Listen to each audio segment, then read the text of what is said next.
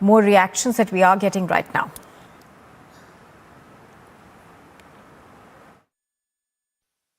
देखिए, जैसे कि पुलिस द्वारा लगातार जागरूकता अभियान चलाया जा रहा है, लोगों को सेंसिटाइज किया जा रहा है कि 6 दिसंबर को लेके किसी भी प्रकार की अफवाहों को मानने एवं फैलाने दोनों से बचें।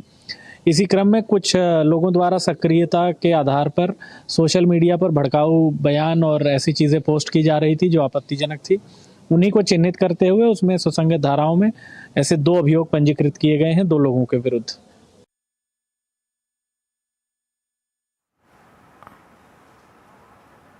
All right, so security, of course, heightened across Mathura to be able to deal with the situation there. We are given to understand that there has been a deployment of security forces around.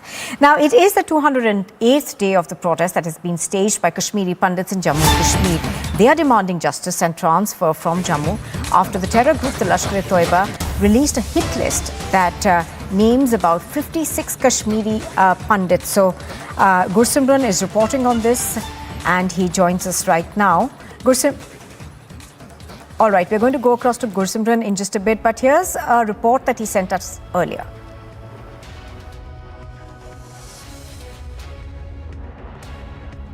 Now we are in Jammu where the Kashmiri Pandit community is staging protests, and this is the day 209th of their protest. For the past 209 days they have been staging protest, and what they say that अपने देश में दंडित हैं हम कश्मीरी पंडित हैं. This is the message they want to convey to the government, that we are only being punished in the Kashmir Valley because we are the patriotic and the nationalist voices, and don't rehabilitate us in Kashmir on the cost of our blood, widowing our wives and offering our child. They have been continuously demanding that they be transferred out of the Kashmir Valley. It seems that it's been 209 days. The administration is not paying heed, and regular threats being issued to the Kashmiri Pandit community. It's very unfortunate on the part of LG administration and on the part of Government of India that for the past 209 days these Kashmiri Pandit employees, along with these reserve category Dogra employees, comprising of almost 10,000 employees, they are out on the roads. They are asking for the safety of their lives. They are asking for relocation to Jammu until the security scenario improves in the valley. But instead of bringing in confidence into these employees, the administration is stopping salaries of these employees, issuing explanation notices, absent notices. On the other hand, these terrorist organizations, they are putting out these lists, threatening these employees that if they join here, if they come to duty, they will kill them. Today a letter has been written to the school authorities by your colleagues that they won't be able to attend school, those who have gone back amid the new threat, the new list of 57 employees that has been released by terror group. See, many of these employees, they were forced to join, and a small chunk of these employees had returned to Srinagar to join, and when this threat letter came, they approached the concerned CEO, Chief Education Officer, that in the light of this threat letter, we cannot join the duties. So the government is forcing these employees to join, and despite knowing that there is serious threat to their lives. So government must think. A mudslide unleashed by torrential rain buried a bus and 2 other vehicles in central Colombia, killing at least 34 people and leaving others trapped. Rescue operations are underway. People on the big island of Hawaii are bracing for major upheaval of the lava coming from the Mauna Loa volcano slides across a key highway has blocked the quickest route connecting 2 sides of the island. The molten rock could make the road impassable. War crimes prosecutors have exhumed the body of a civilian in Kherson area of Ukraine. This comes after his family demanded justice. Experts exhumed the body of the local teacher who was killed in June during massive shelling in this area. Red Cross members have been evacuating residents of Kupiansk district following the liberation of parts of the Kharkiv region from Russian occupation. The city and surrounding villages and towns are being shelled every day. The US Secretary of Defense Lloyd Austin has welcomed the Australian Deputy Prime Minister and the Minister of Defense Richard Marles to the Pentagon. The two are talking about various discussions involving Australia, the US and Great Britain. Representatives from the United States and the European Union held talks outside of Washington. These discussions included their approaches to the semiconductor industry. The U.S. Secretary of State Antony Blinken hosted the Bilateral Trade and Technology Council at the University of Maryland. Violent protests have broken out in Greece's second largest city over police shooting of a teenager after he allegedly filled his vehicle at a gas station and drove off without paying. About 1,500 people took part in the protest march organized by left-wing and anarchist groups in central Thessaloniki.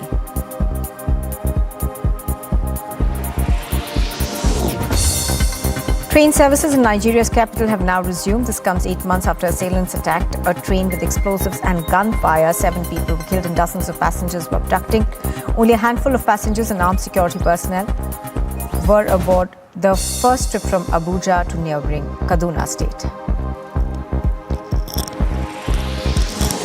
Alaska's governor was sworn in for the second term, saying that his goal is to work with everybody to create Alaska for the next 50 years. The Republican last month became the first Alaska governor since Democrat Tony Knowles in 1998 to win back-to-back terms. Western countries imposed a $60 per barrel price cap and a ban on some types of Russian oil. The Kremlin rejected the move, whereas the Ukrainian President Zelensky has criticized it as insufficient. Now the White House says that they are not surprised by Russia's reaction to the European Union's price cap. You are watching Republic TV, and on the other side, big revolutions in the Delhi riots case. The court orders the framing of charges. It is the second day of the key BJP meeting in the national capital as the BJP plans its roadmap to 2024.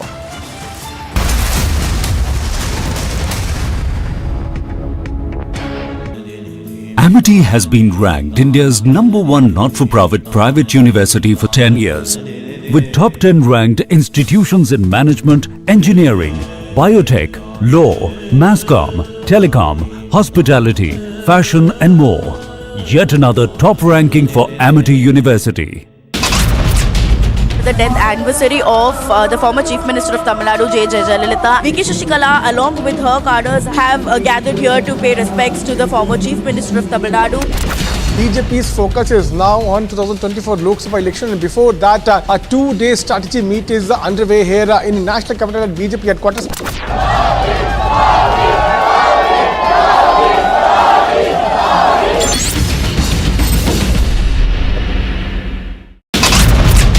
That in itself, this connect underscored the popularity of Narendra Modi with his people. Amit Shah's huge supporters and cadres can clearly be seen. Chants of Bharat Mata Ki Jai and Jai Shri Ram could clearly be heard.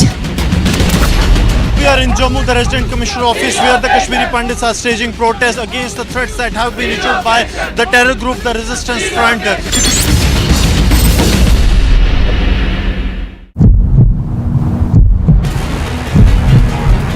We are in Jammu, the Resident Commissioner office, where the Kashmiri Pandits are staging protest, and this protest is against the threats that have been issued by the terror group, the Resistance Front. The terror group has issued a list of 56 Kashmiri Pandit employees. This Kashmiri Pandit community has been on the target of the terror group for a long, and yesterday itself they have issued another threat to these Kashmiri Pandit employees.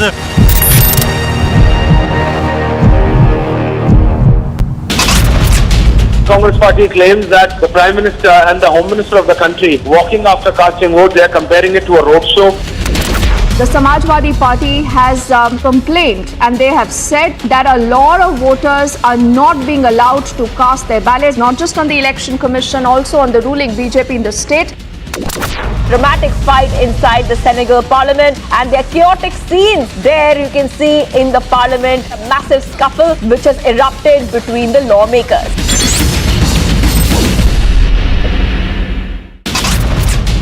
The death anniversary of the former Chief Minister of Tamil Nadu, J. Jayalalitha. VK Shashikala, along with her cadres, have gathered here to pay respects to the former Chief Minister of Tamil Nadu. BJP's focus is now on 2024 Lok Sabha election, and before that, a 2-day strategy meet is underway here in the national capital.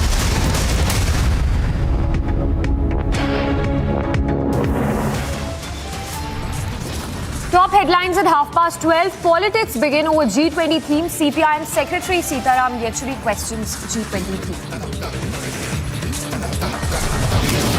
Meanwhile, big revelation in Delhi riots. Court order says all accused indulged in targeting Hindus. Tension simmers in UP's Mathura. Heavy security deployment in the city.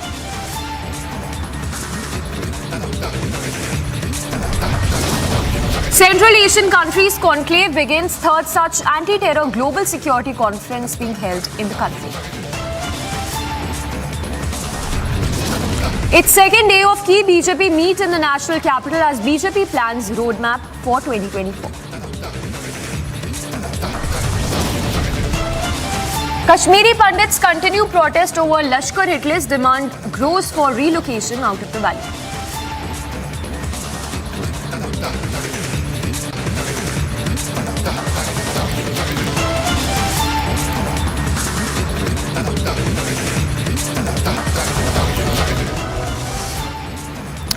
Thanks for tuning in this Tuesday afternoon. We are live and breaking, straight up starting with breaking news coming in.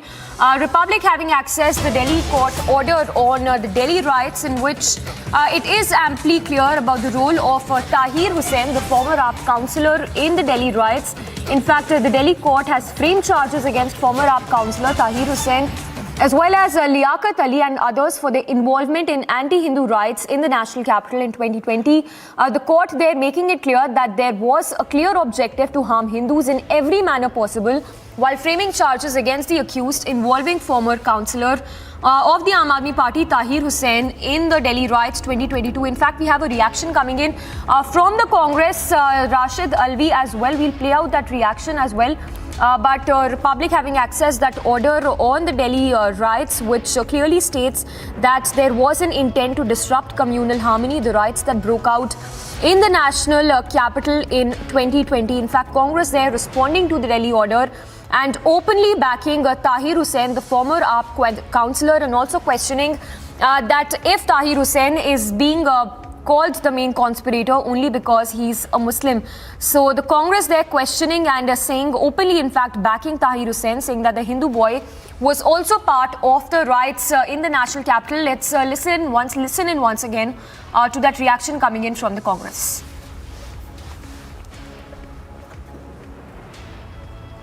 All right, we'll play out that reaction in just a bit, but the reaction coming in from the Congress openly questioning the court order, which states that there was a clear intent to disrupt communal harmony, and also lays bare the role of Tahir Hussain, the former AAP councillor, as well as his aides in carrying out the Delhi riots in 2020.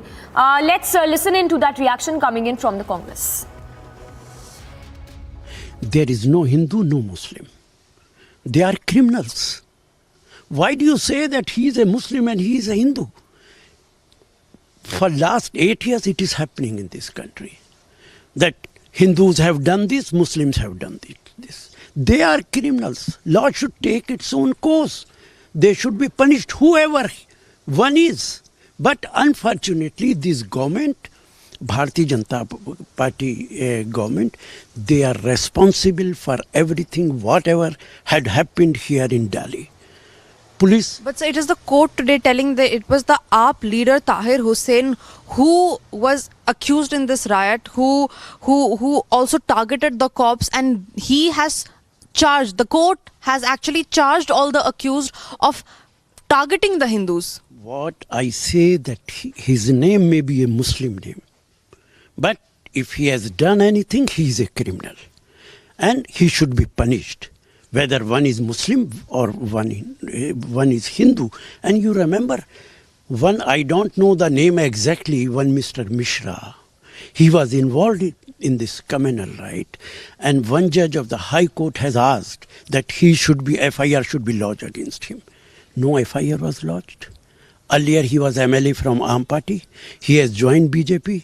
High Court judge was transferred, Delhi High Court judge, and that person, he was given security, Y category or Z category security was given to him. It is the attitude and it is the character of Bharatiya Janata Party government.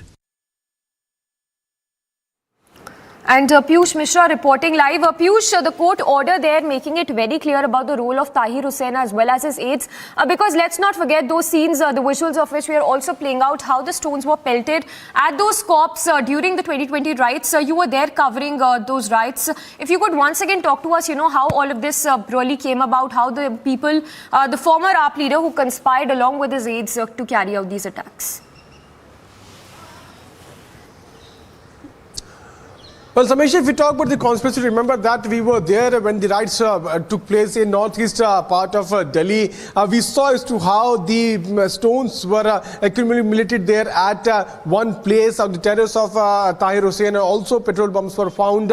Multiple things, incriminating things were found after the riots came to an end. We also reported from that particular terrace showing how the entire planning was done a day before. The sources told us that the planning was done to attack the mob, and now the court has come out saying that in fact it has given its nod to frame the charges against Tahir Hussain and other people who are involved in this entire case. On the other side, we are now seeing Congress party coming out and questioning this, but the point here is that yes, there was involvement of Tahir Hussain. At the time, Ahmadi party was seen defending him. Amanatullah Khan had come out and he had defended him, saying that Tahir Hussain is being targeted because he belonged to a particular community. Now today, court has said that charges should now be framed against Tahir Hussain, which is certainly telling us as to how a massive conspiracy was done. In fact, court has also said that it was being done at the part of Tahir Hussain to disrupt the communal harmony. At the time, we also saw the visuals as to how the police person had to run for their life. They had to save themselves when stone pelting was taking place. Multiple visuals had come out where Tahir Hussain himself was seen on the terrace, and he himself was seen pelting stone at the people who were there on the ground level, there on the floor. He was at the fourth floor of that particular building. That was not only his house but also the factory of Tahir Hussain, where all these things had been gathered. Not only stones were seen, petrol bombs were seen, but also many others incriminating things were found by police while it was doing its investigation. Also, Piyush, that brings us to another question as to why is Congress seem to be backing this AAP councillor. We played out that reaction as well from Rashid Alvi, who said that he's being targeted just because he's a Muslim. So Congress, they're extending support to Tahir Hussain, even as the court has, exposed the kind of role he played. But before I go across to Piyush again, we have more breaking news coming in. This one from Bengaluru. A disturbing video that has surfaced from Bengaluru, the visuals of which are on your screens. It is in fact a December 4th video of a murder that was carried out in broad daylight and captured on CCTV as well, in which 3 women with faces covered were seen killing a youth. So as you can see in those visuals also, that's the CCTV footage that we've accessed from Bengaluru, where 3 women who've covered their faces are seen attacking the youth. It is a group of 6 who are seen murdering 26-year-old youth. A disturbing video that has surfaced from Bengaluru, and all of this happening in broad daylight. More details are awaited on this, but as you can see, those women there who have their faces covered and they are seen attacking this youth. In fact, the youth was murdered in broad daylight. So more details on this are awaited. We'll go across and try to connect with Prajwal as well if we can get more details on that. But it is a murder that was carried out in broad daylight. The video seems to have the incident that was reported on December 4th. We have our executive editor Niranjan for more details on that. Niranjan, if you could share more details as to what we know about the accused so far. Well, these are breaking news details that we're picking up from Bengaluru. There's been a murder, and this murder was reported on the 4th of December, the wee hours of the 4th of December, so yesterday early morning. This was in Bengaluru's KP Agrahara. And in this particular case, the entire act has been caught on CCTV, and the murder itself has been captured. The murderer is also caught on tape. There were 6 people who were part of the protest. 6 of them part of the part of the murder, who committed the crime. 6 of them, among whom 3 of them were women, and the women also seen in this particular video, where with their faces covered. Samiksha, you can see that as the killing took place, the act is captured on camera. There's one person It all begins with a scuffle, and then a scuffle turns into something more, and then the group of six starts attacking this person, and he's dragged to the floor, and three women bring their take boulders of stone and then smash his skull with it. So it's a very disturbing video. But what is more shocking and alarming is the fact that that there were three women who also carried out this act. There's one man who's seen throwing a boulder, a stone on his head. There are and then more and more people join in the act, and they all attack him, and the entire act is sort of captured on camera. And the women in this particular case also seen sort of pinning down the suspect, and then once he's dead, once there's no life left in him, they all just move away. So it's a very, very disturbing, a gory video that's coming from Bengaluru. Yes.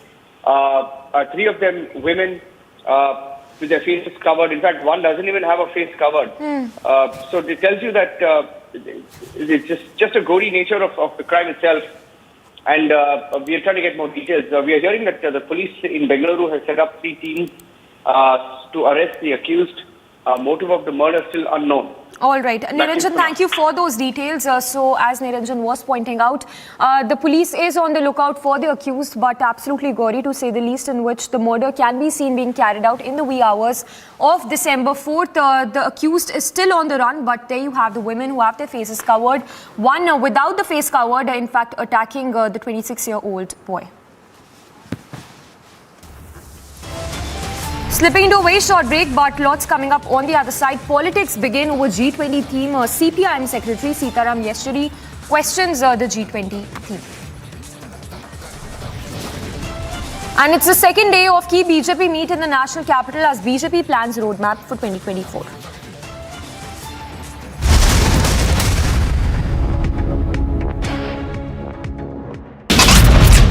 That in itself, this connect underscore the popularity of Narendra Modi with his people. Amit Shah's huge supporters and cadres can clearly be seen. Chants of Bharat Mata Ki Jai and Jai Shri Ram could clearly be heard. We are in Jammu, the Resident Commissioner Office, where the Kashmiri Pandits are staging protests against the threats that have been issued by the terror group, the Resistance Front.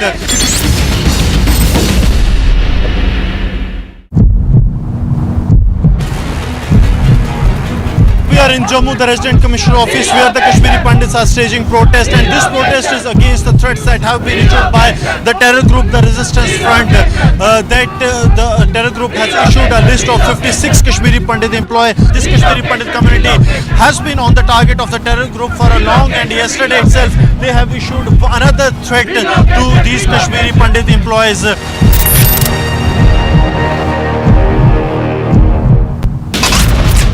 Congress party claims that the Prime Minister and the Home Minister of the country walking after casting vote, they are comparing it to a roadshow.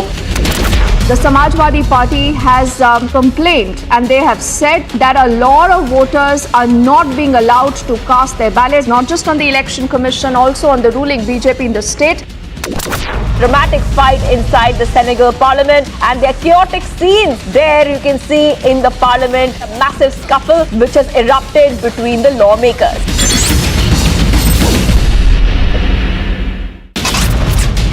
The death anniversary of the former Chief Minister of Tamil Nadu, J. Jayalalitha. VK Shashikala, along with her cadres, have gathered here to pay respects to the former Chief Minister of Tamil Nadu. BJP's focus is now on 2024 Lok Sabha election, and before that, a 2-day strategy meet is underway here in the national capital at BJP headquarters.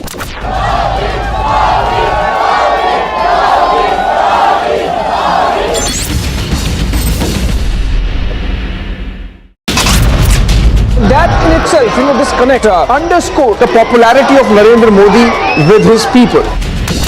Amit Shah's huge supporters and cadres can clearly be seen. Chants of Bharat Mata Ki Jai and Jai Shri Ram could clearly be heard.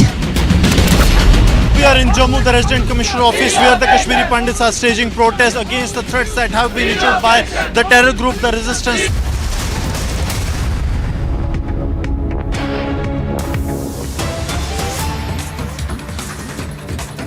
All right, news break coming in of TMC spokesperson Saket Gokhale, who's been detained by the cops.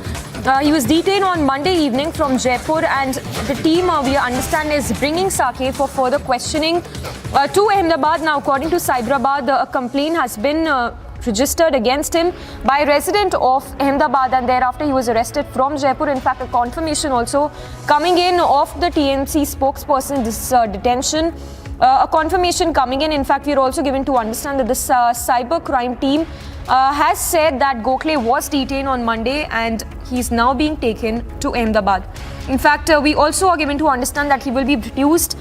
He will be brought at around 3 p.m. and that from there he will be taken to Mumbai. We'll go across to Harsha for more details on that, but a confirmation coming in of a TMC spokesperson's detention in Jaipur. He's being taken to Ahmedabad, but the cyber crime team there having detained Saket Gokhale.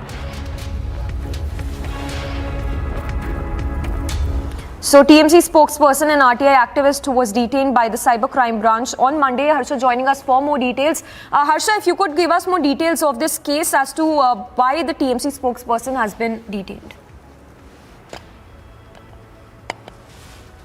Hosted by Saket Gokhale, who is a TMC spokesperson. In that fake post, it was said that this news has been published in Gujarat Samachar, which is a newspaper which is being published in Ahmedabad, and it was quoted that in newspaper it is published that in Modi, the entire incident which has happened, it is because of the BJP, and the amount was 30 crores. How that amount was misused there, and the perception of BJP was conceived in that entire fake news. And after Ahmedabad residents found that this news is valid, which has been posted on Twitter by Saket Gokhale, is not right, and then after the resident made a complaint to cybercrime. Later, cybercrime invested and interrogated, and the Gujarat Samachar newspaper editor clearly stated that this is not a news which is published in Gujarat Samachar. That means this was a fake propaganda news which was published, which was fakely posted by TMC spokesperson who hails from Mumbai, and previously his report has also been seen that he was involved in such fake propaganda stories, and today he has been arrested. He has been detained from Jaipur.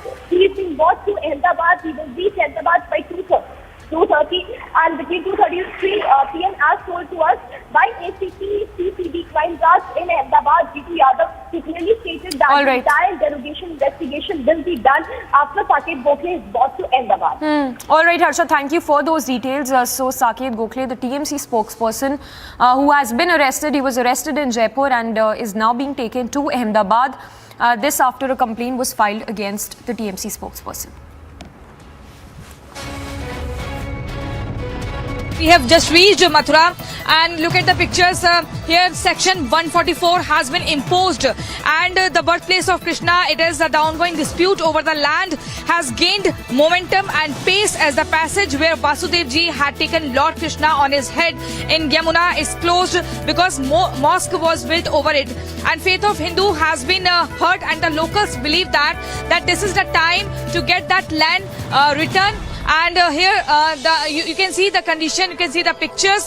There are a number of police and almost 1,500 local police. It's almost here, and Section 144 has been imposed. So they are just observing the things minutely, and there are two Sangthan. There are two groups. One is the Hindu Mahasabha Sangthan, and the people are ready to recite the Hanuman Chalisa outside the mosque. Slipping into a very short break, coming up on the other side, a big revelation in Delhi riots. Court order says all accused indulged in targeting Hindus. And it's the second day of key BJP meet in the national capital ahead of the winter session of the parliament.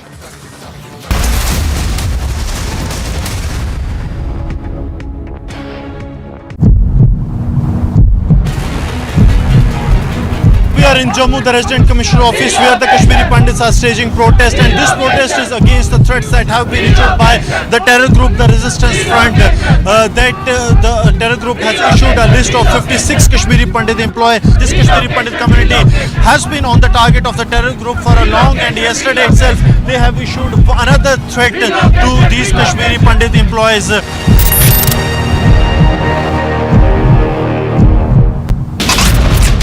Congress Party claims that the Prime Minister and the Home Minister of the country walking after casting vote, they are comparing it to a roadshow. The Samajwadi Party has complained and they have said that a lot of voters are not being allowed to cast their ballots, not just on the Election Commission, also on the ruling BJP in the state. Dramatic fight inside the Senegal Parliament, and there are chaotic scenes there you can see in the Parliament. A massive scuffle which has erupted between the lawmakers.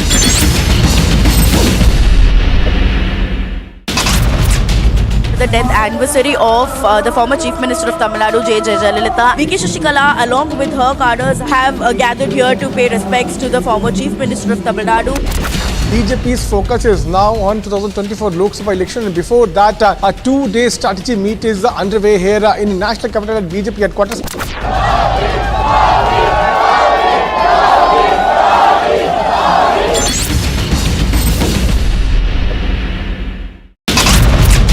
That in itself, this connect underscore the popularity of Narendra Modi with his people. Amit Shah's huge supporters and cadres can clearly be seen. Chants of Bharat Mata Ki Jai and Jai Shri Ram could clearly be heard. We are in Jammu, the Resident Commissioner office, where the Kashmiri pundits are staging protests against the threats that have been issued by the terror group, the Resistance Front.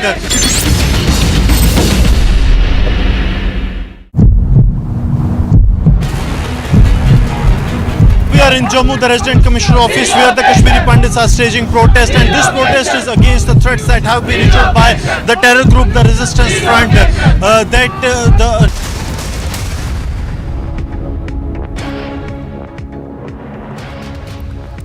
Welcome back. Now, newsbreak coming in from J&K, where an ID has been recovered from the Shopian district of J&K. We understand that the bomb disposal squad has also been rushed to the spot. That's the latest coming in. An ID that has a suspected object like an ID that has been recovered in Shopian. We have Zina joining us live from Srinagar. Zina, if you could give us more details on this suspected object, likely an ID that has been recovered.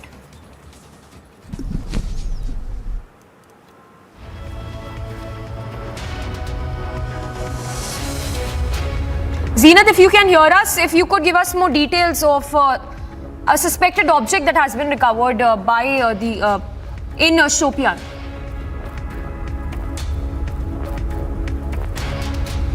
All right, we seem to have lost that connection. We'll try connecting with Zeenat again. But as you can see, the bomb disposal squad that has been rushed to the location in Shopian, where a suspected ID that has been recovered.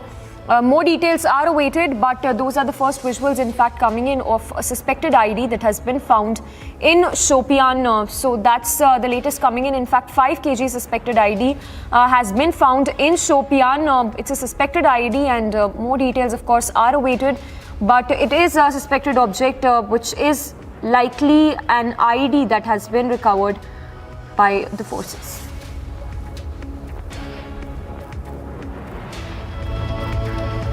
And those are the visuals also coming in right now from that location, where a suspected object, most likely an ID, that has been found in the Shirmal area of Shopian. As you can see, the bomb disposal squad have been called in. Zeenat is with us. Zeenat, give us more details.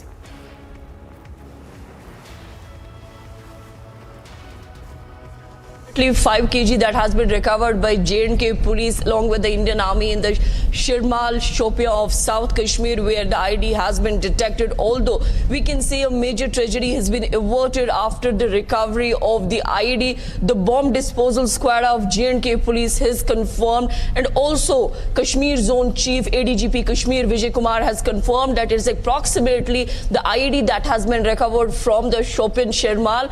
The terrorists were trying to target the security forces and the civilians in the Shirmal area, but before they could do anything, this ID has been have been recovered. And also the sniffer dogs, we are seeing the movement of sniffer dogs, and also the police and the paramilitary and the army have reached to the spot. The BDS from the J&K police have also reached to the spot. This is the Shirmal, South Kashmir, some 55 kilometers from the Srinagar, where this ID has been recovered. All right, Zina, thank you for those details. So the news break coming in from Shopian. But for now, moving on to more breaking news coming in. This one on a high-level security review meet which has begun in the Ministry of Home Affairs. This, of course, after the threat to pundits that was issued by the Lashkar terror group. So a high-level security review meet which is being chaired by the Union Home Minister. In fact, Union Home Secretary Ajay Bhalla is, chairing the meet to discuss internal security along with current security scenario in J&K. So news break coming in. The meet, of course, happening as a fallout of the Lashkar hit list that targeted pundits. So a key meet, MHA security review meet, which is happening as we speak. Remember, simultaneously there are protests taking place in Jammu by the Kashmiri pundits demanding security. And this, in the backdrop of this, we have a key meet being chaired by the MHA to discuss the security of the Kashmiri Hindus. Coming up on the other side, big revelation in Delhi riots. Court order says all accused indulged in targeting Hindus.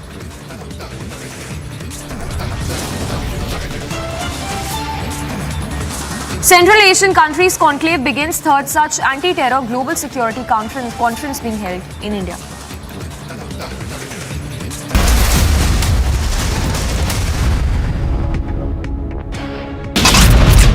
Congress party claims that the Prime Minister and the Home Minister of the country walking after casting vote, they are comparing it to a roadshow.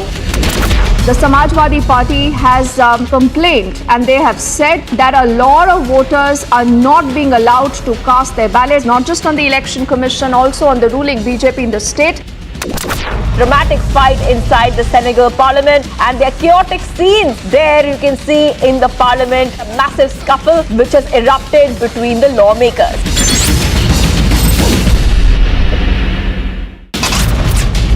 The death anniversary of the former Chief Minister of Tamil Nadu, J. Jayalalitha. VK Shashikala, along with her cadres, have gathered here to pay respects to the former Chief Minister of Tamil Nadu.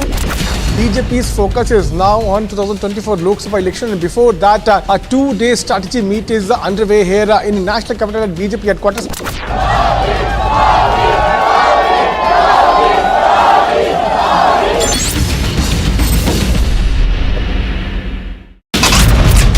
That in itself, this connect underscore the popularity of Narendra Modi with his people.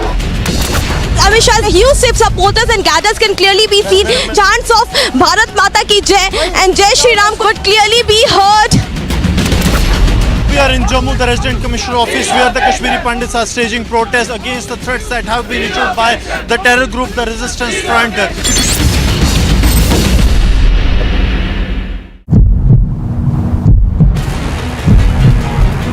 We are in Jammu, the Resident Commissioner office, where the Kashmiri Pandits are staging protests, and this protest is against the threats that have been issued by the terror group, the Resistance Front. The terror group has issued a list of 56 Kashmiri Pandit employees. This Kashmiri Pandit community has been on the target of the terror group for a long, and yesterday itself they have issued another threat to these Kashmiri Pandit employees.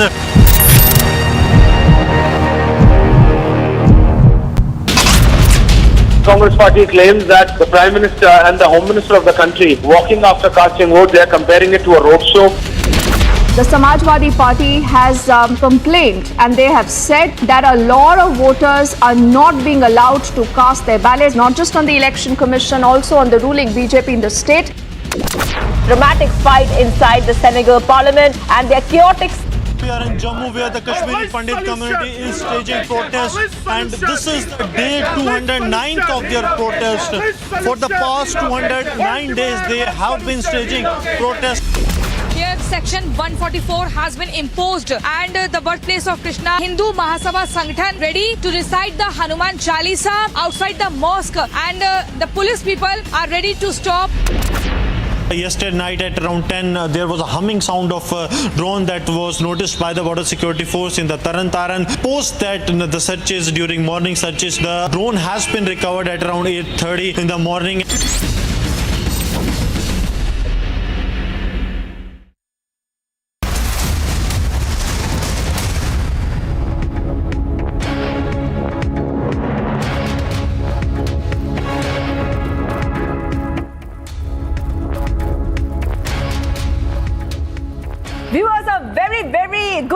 afternoon. I'm Shivangi Shukla. You're watching India's #1 news channel, Republic TV, and we'll get to the top headlines this Tuesday afternoon. Let's see what's making the news.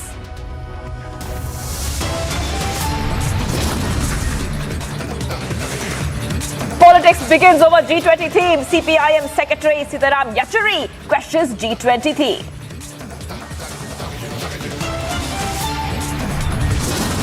Big revelations in Delhi riots. Court order says all accused indulged in targeting Hindus.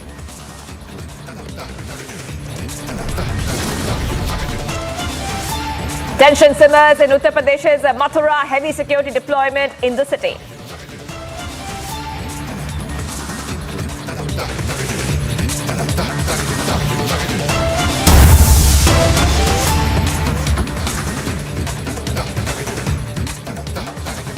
Viewers, getting some breaking updates coming in right now at the top of the bulletin at 1 p.m. The World Bank has revised its 2022 to 2023 GDP forecast upward to 6.9% from 6.5% due to robust economic activities in India. That's what the World Bank is saying, viewers. This is a big development coming in right now. Good news for India's economy as well. As we're getting news, the World Bank revising the GDP forecast. And Samiksha is joining us live from the newsroom in Mumbai. A very good afternoon to you, Samiksha. And we are seeing that the World Bank has revised the GDP forecast. This can be seen very, very clearly as good news for India's economy as India's economy continues to rise. Well, good afternoon, Shivangi. Yes, that's right. So the World Bank has revised its economic outlook for India from 6.5% earlier to 6.9% now. Now, this, of course, comes just a day ahead of the MPC policy, which will be announced by the RBI tomorrow. Now, of course, there are micro as well as macroeconomic concerns. Let's not forget there are headwinds when we talk about the geopolitical tensions, when we talk about the Russia-Ukraine war, the rising crude, Brent and NYMEX prices as well. Those are, of course, the macroeconomic picture, the concerns that are still need to be addressed. But on the micro side, there are concerns when we talk about, the Indian markets really not doing as well as, they were. So, of course, we are seeing a downhill there when we talk about the Indian markets. Headwinds are there, but the World Bank there very, very positive on India's economic growth, saying that India's economy is expected to grow at 6.9% for 2022. Now remember, this of course comes, as I mentioned, ahead of the monetary policy that will be announced by the RBI tomorrow. We expect that it's going to be a 5th consecutive rate hike by the RBI tomorrow. Inflation, of course, one of the big microeconomic challenges, which remains above the target range of 6%. So clearly a lot of headwinds, but the World Bank there clearly very positive that India is set to grow at a very fast pace at 6.9% for the current year. Shivangi. Right. Well, and this is not coming as a surprise as well right now, Samiksha, because India has what it takes when it comes to making sure its economy stays robust and its economy keeps growing. When it comes to entrepreneurs, when it comes to India's very young workforce, when it comes to ideas, when it comes to government policy, Samiksha, India has it all to in fact make sure that it becomes a world leader when it comes to economy as well. Well, absolutely, Shivangi. As you see, Hardeep Singh Puri also in the past has very well made it clear that when it comes to purchasing oil from Russia, India's stand has been quite clear. When we talk about the Indian markets, of course, from an overall point of view, Indian markets have really done quite well compared to other markets, compared to US markets. So yes, there are challenges, of course, which cannot be denied, be it inflation, which is above the target range of 6%, be it other concerns also from the macro aspect, be it, the rising crude and NYMEX prices, be it other headwinds as well, geopolitical tensions, of course, which continue to flare up. Those are challenges, but yes, World Bank says that vis-a-vis other countries, India has definitely shown a better growth, which is why it is expected to grow at 6.9%. A forecast which was 6.5% earlier has now been raised to 6.9% for the current year, Shivangi. Right. And India, Samiksha, has its aim, and Prime Minister Modi has been saying again and again, India has an aim to achieve $5 trillion economy status by the year 2025. And World Bank's projections reflect that India could be on its course to achieve its economic goals, Samiksha, isn't it? So when we talk about the consumption, picture in the pockets of rural India, there is a demand and consumption pickup. So yes, that is also something that has led to the economic growth really picking up pace when we talk about the post-pandemic era. So yes, clearly in the pockets of rural India, we are seeing a consumption pickup, we are seeing demand pickup. So yes, those are challenges which have really, those have been concerns, but seeing positive growth in rural areas as well. So yes, definitely from the broader point of view, India has shown a better growth in several areas, be it in the field of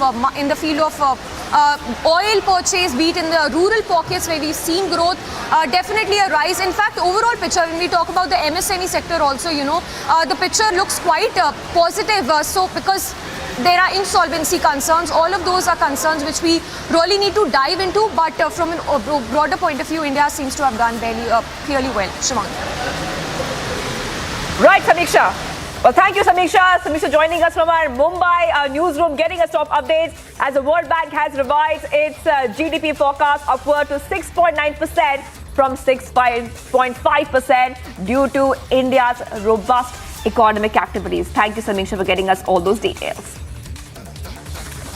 Well, the BJP is poised to sweep Gujarat and has a clear edge over Congress in a tough fight in Himachal Pradesh. Exit polls predicted this on Monday. The exit polls predicted that the BJP is on course to a handsome victory in Gujarat and could create a record in terms of seats won. They also predicted that Aam Aadmi Party will open its account in the Gujarat Assembly and will finish third behind the Congress and the BJP.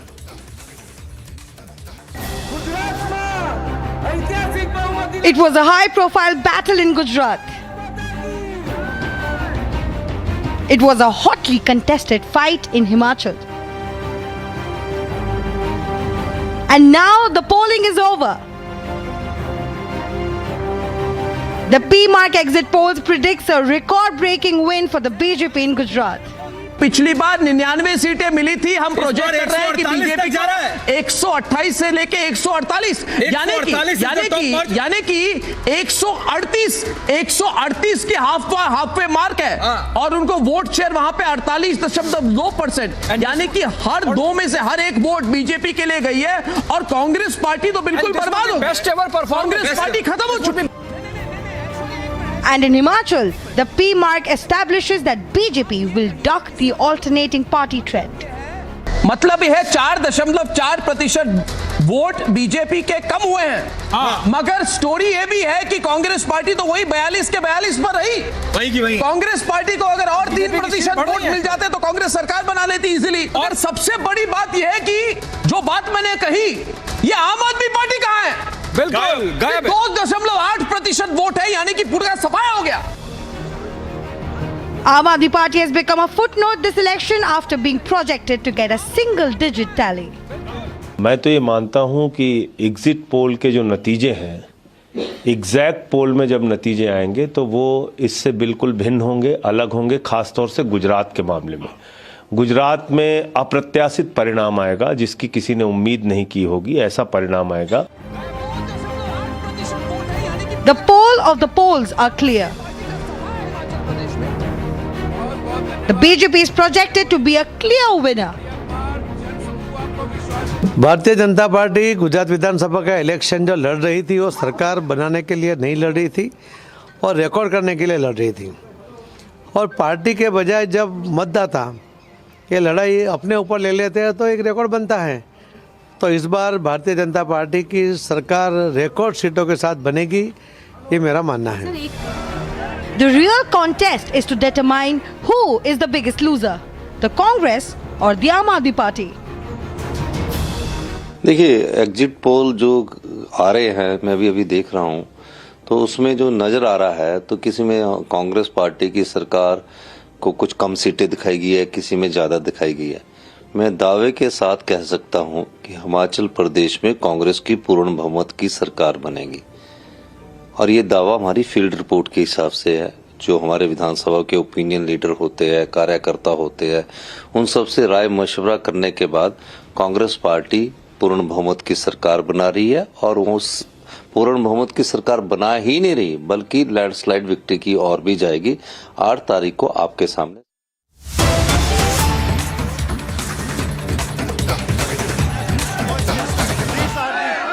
results of the Farooq Abdullah statement has angered the people of Jammu, and the Bajrang Dal is staging protest here in Jammu, demanding that they want there should be an action against the Farooq Abdullah. किस तरह से statement hurt किया है sentiment? देखिए, इस फारूक अब्दुल्ला ने army के खिलाफ स्टेटमेंट देके भारतीय सेना को बदनाम करने की कोशिश और विश्व पटल के अंदर देश की छवि को खराब करने का काम किया है, जिसको कतई बर्दाश्त नहीं किया जाएगा। हम एनसी के अध्यक्ष से यह मांग करते हैं कि जल्द से जल्द इस स्टेटमेंट के ऊपर माफी मांगे, अन्यथा एनसी की हम ईंट से ईंट बजाने का काम जो है वो इस प्रदेश के अंदर करेंगे। इससे पहले भी फारूक अब्दुल्ला जो है सेना पर सवाल उठा चुके हैं। देखिए, फारूक अब्दुल्ला सुर्खियों में रहने के लिए और केवल सस्ते टीआरपी पाने के लिए इस प्रकार की स्टेटमेंट देते हैं, जिनको कतई बर्दाश्त नहीं किया जाएगा। यह देशद्रोही स्टेटमेंट है। 27 साल के बाद फारूक अब्दुल्ला को याद आता है कि आर्मी ने इस प्रकार से किया था। उस समय सरकार किसकी बनी? फारूक अब्दुल्ला की। कैसे बन गई? वोटिंग नहीं हुई तो सरकार कैसे बनी? और मैं ये पूछना चाहता हूँ फारूक अब्दुल्ला से कि उस समय क्यों नहीं जुबान खुली आपकी? 27 साल के बाद क्यों खुली? ये सीधी सीधी सस्ती टीआरपी पाने के लिए और देश को विश्व पटल पे बदनाम करने की कोशिश जो है वो की जा रही है। राजनीतिक तौर पे कमजोर है फारूक अब्दुल्ला, इसलिए इस तरह की स्टेटमेंट दे रहे हैं। देखिए, राजनीतिक तौर पर फारूक अब्दुल्ला की छवि जो है वो धूमिल होती गई है। उसकी पार्टी का वजूद जो है वो प्रदेश के अंदर खत्म होता जा रहा है। केवल इस प्रकार की स्टेटमेंट देखकर वो फिर से वापसी करना चाहते हैं, कश्मीर के लोगों को खुश करना चाहते हैं और अपनी वोट बैंक की राजनीति को बढ़ाना चाहते हैं। इससे अलावा the Bajrang Dal is saying that this is nothing else but just a propaganda to lure votes from the Kashmir Valley, but the National Conference stand has totally been exposed, and these protesters are staging protest here in Jammu. Yes. ये जो statement दी है, ये statement 27 साल के बाद क्यों याद आई फारूक अब्दुल्ला को? देखिए, लगातार जो है बजरंग दल के कार्यकर्ता यहाँ पर विरोध प्रदर्शन कर रहे हैं। फारूक अब्दुल्ला का पुतला जो है वो बजरंग दल के इन कार्यकर्ताओं की तरफ से फूंका गया है और ये मांग कर रहे हैं कि लगातार संदेश देने की कोशिश है कि नेशनल कॉन्फ्रेंस जो है वो जम्मू कश्मीर में जो है सुदृढ़ नहीं है और तभी ये कर रही है। किस तरह देखते हैं इस बयान को जो दिया गया? ये जो फारूक अब्दुल्ला जी हैं, ये जो जिस किस्म की टिप्पणी कर रहे हैं हमारी भारतीय सेना के ऊपर, ये दरअसल गलत बात है और ये हमेशा ये कुछ करते आए हैं। जो हमारी इंडियन आर्मी है वो जिंदाबाद है, जिंदाबाद थी और जिंदाबाद रहेगी। क्या कहना चाहेंगे फारूक अब्दुल्ला को इस बयान पे? इस बयान पे हम यही कहना चाहेंगे, जो फारूक अब्दुल्ला जी हैं ये हमारी इंडियन आर्मी से माफी मांगे और हाथ जोड़ के उनके पांव पकड़ के माफी जो है वो मांगनी चाहिए, ये कहना है बजरंग दल को। और ये लोग लगातार यहाँ पे विरोध प्रदर्शन जो है वो कर रहे हैं। जी, 1996 में डोडा के अंदर सेना ने लोगों को बाहर नहीं निकलने दिया और कहा कि उनकी टांगें तोड़ दी जाएंगी घर से कोई निकला। तो फिर 1996 में डॉक्टर फारूक अब्दुल्ला क्या है, क्यों उनकी सरकार बनी, क्यों फारूक अब्दुल्ला मुख्यमंत्री बने? क्या वो फेक मुख्यमंत्री थे? देखिए, सीधे सीधे सेना को बदनाम करने की कोशिश, सेना को बदनाम करना, देश को विश्व पटल में गिराने का काम ये फारूक अब्दुल्ला कर रहे हैं एक सस्ती टीआरपी पाने के लिए। ये फारूक अब्दुल्ला इस प्रकार के विवादित बयान देते हैं। इससे पहले चाहे महबूबा मुफ्ती हो चाहे फारूक अब्दुल्ला हो, कश्मीर के लोगों को खुश करने का काम वो इस प्रकार के विवादित बयान करके देकर वो सुर्खियां बटोरने का काम जो है ये नेता करते हैं, जिनको कतई बर्दाश्त नहीं किया जाए। क्या मांग करते हैं आप? क्या मांग करते हैं? देखिए, हम मांग ये कर रहे हैं कि फारूक अब्दुल्ला अपनी स्टेटमेंट के ऊपर माफी मांगे। अगर माफी नहीं मांगते तो एनसी की ईंट से ईंट बजाने का काम हम जम्मू प्रोविंस के अंदर करेंगे। फारूक अब्दुल्ला जहां भी जाएंगे हम गिराव करेंगे। सेना का अपमान हम कतई बर्दाश्त नहीं करेंगे। इससे पहले पाकिस्तानी सेना कहती है कि भारत पीओके पर गलत बयान देता है। अब फारूक अब्दुल्ला भारतीय सेना पर सवाल उठा रहे हैं। आपको लगता है कि लगातार वही कोशिशें की जा रही है? अरे पीओके तो हमारा है, पीओके हमारा है, हमारे देश का अंग है और वो लगातार कश्मीर के ऊपर विवादित बयान जो है वो पाकिस्तान के नेता, उनके जनरल, हर कोई उनका नेता जो है वो इस प्रकार के बयान देते हैं। वो उसके ऊपर पहले अपने जुबान बंद करें। पीओके हमारा था, है और रहेगा। तो लगातार जो है बजरंग दल यहाँ पे विरोध प्रदर्शन कर रहा है और एक ही मांग जो है वो बजरंग दल की तरफ से की जा रही है कि फारूक अब्दुल्ला जो है वो अपने इस बयान पर माफी मांगे। जी, के ऊपर माफी मांगनी पड़ेगी। अगर माफी नहीं मांगेंगे तो पूरे देश के अंदर विरोध प्रदर्शन होंगे। जी देखिए, लगातार जिस तरह से फारूक अब्दुल्ला का ये बयान आया है उसके बाद से लगातार विरोध प्रदर्शन हो रहा है। जिस तरह से जम्मू में आज जो बजरंग दल की तरफ से पुतला फूका गया और बजरंग दल अब विरोध प्रदर्शन भी कर रहा है। उन्हीं से बात करते हैं कि आखिरकार किन मांगों को लेकर जो है बजरंग दल आखिरकार चाहता क्या है कि फारूक अब्दुल्ला के इस बयान से, सर आप क्या इस बयान से जो है भावनाएं आहत हुई हैं लगातार, क्योंकि इस तरह की बयानबाजी फारूक अब्दुल्ला करते रहे? देखिए, सेना हमारा अभिमान है, सेना हमारी शान है और इस सेना की बदौलत हम देश में जो है सुरक्षित महसूस करते हैं। जिस प्रकार की परिस्थितियों के अंदर सेना कश्मीर के अंदर लड़ रही है, कितने सैकड़ों जवान जो है हमारे वो शहीद हुए हैं और ऐसी सेना के ऊपर सवाल खड़े करना ये हम बर्दाश्त नहीं करेंगे। अगर सेना के ऊपर कोई उंगली उठाएगा तो हम उस उंगली को तोड़ने की क्षमता रखते हैं। तो हम सेना का मन नहीं सहेंगे और डॉक्टर फारूक अब्दुल्ला से अपील करते हैं कि जल्द से जल्द अपनी स्टेटमेंट के ऊपर वापसी करें और देश से माफी मांगे। अन्यथा जहां भी फारूक अब्दुल्ला जाएंगे वहां उनका घेराव किया जाएगा। आने वाले दिनों में हम एनसी दफ्तर का भी घेराव करेंगे, क्योंकि हम कतई बर्दाश्त नहीं करेंगे कि हमारी सेना के ऊपर कोई उंगली उठाएगा। मुझे बताइए, अगर फारूक अब्दुल्ला माफी नहीं मांगते हैं तो फिर एमसी दफ्तर का घेराव किया जाएगा, फारूक अब्दुल्ला का घेराव किया जाएगा, एमसी के जितने लीडर जम्मू के अंदर हैं सभी का घेराव किया जाएगा। उनके घरों के बाहर उनके पुतले फूके जाएंगे। फारूक अब्दुल्ला का कहना है कि कश्मीर के लोगों को वोट डालने की इजाजत नहीं दी जाती थी सेना की तरफ से। देखिए, वोट नहीं डले तो इतने एमएलए कैसे बने 1996 में? वो मुख्यमंत्री कैसे बने? अरे वोट डले तो उनके एमएलए जीते और वो मुख्यमंत्री बने। वो अपने आप के ऊपर ही सवाल खड़े कर रहे हैं कि बिना वोट डाले वो मुख्यमंत्री बन गए। वो कहते हैं कि सेना ईवीएम मशीन को अपने कब्जे में रखती है। देखिए, ऐसा कुछ नहीं है। ये सीधे सेना के ऊपर ब्लेम लगाना, सेना को बदनाम करना और हमारे देश को विश्व पटल के ऊपर बदनाम करने की कोशिश जो है इस फारूक अब्दुल्ला ने की है, जिसको हम कतई बर्दाश्त नहीं करेंगे। हम चेतावनी देते हैं, जल्द से जल्द फारूक अब्दुल्ला इस स्टेटमेंट के ऊपर माफी मांगे पूरे देश से, अन्यथा मुंह तोड़ जवाब जो है फारूक अब्दुल्ला को मिलेगा। पाकिस्तान भी भारतीय सेना को बदनाम करता है, फारूक अब्दुल्ला भी भारतीय सेना को बदनाम करते हैं, आखिरकार क्यों? देखिए, जब हम कोई टिप्पणी करते हैं फारूक अब्दुल्ला पे तो फारूक अब्दुल्ला बोलते हैं कि मुझे ये है देशद्रोही बोलते हैं, इसलिए मैं चुप रहूं। तो चुप ही रहना उनके लिए अच्छा है। अब वो बोले हैं तो देश के खिलाफ बोले हैं, हमारी सेना के खिलाफ बोले हैं। ये महबूबा मुफ्ती हो चाहे फारूक अब्दुल्ला हो, दोनों एक ही थाली के चट्टे बट्टे हैं। ये हमेशा सस्ती टीआरपी पाने के लिए और हमारे देश को बदनाम करने की कोशिश करते हैं, हमारी सेना के ऊपर उंगली उठाते हैं। हम सेना हमारा मान सम्मान है, सेना के ऊपर अगर कोई उंगली उठाएगा तो हम उस उंगली को तोड़ने की क्षमता रखते हैं।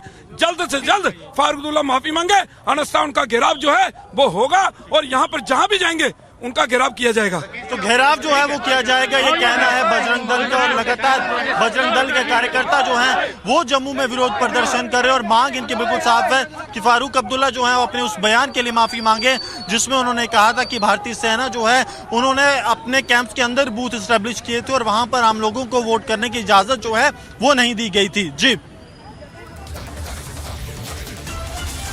All right, thank you, Gursun, for getting us all those details. Gursun is right over there in Jammu. Bajrang Dal protesting against Farooq Abdullah's statement of blaming Indian Army for stopping people from voting in Doda when he was the CM. So that controversial statement had sparked a big row, and the Bajrang Dal saying that he must apologize.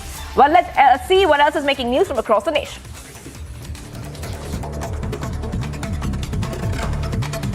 As the entire nation pays homage to the architect of Indian Constitution, Dr. Baba Saheb Ambedkar, Prime Minister Modi too paid floral tribute to Ambedkar on his death anniversary.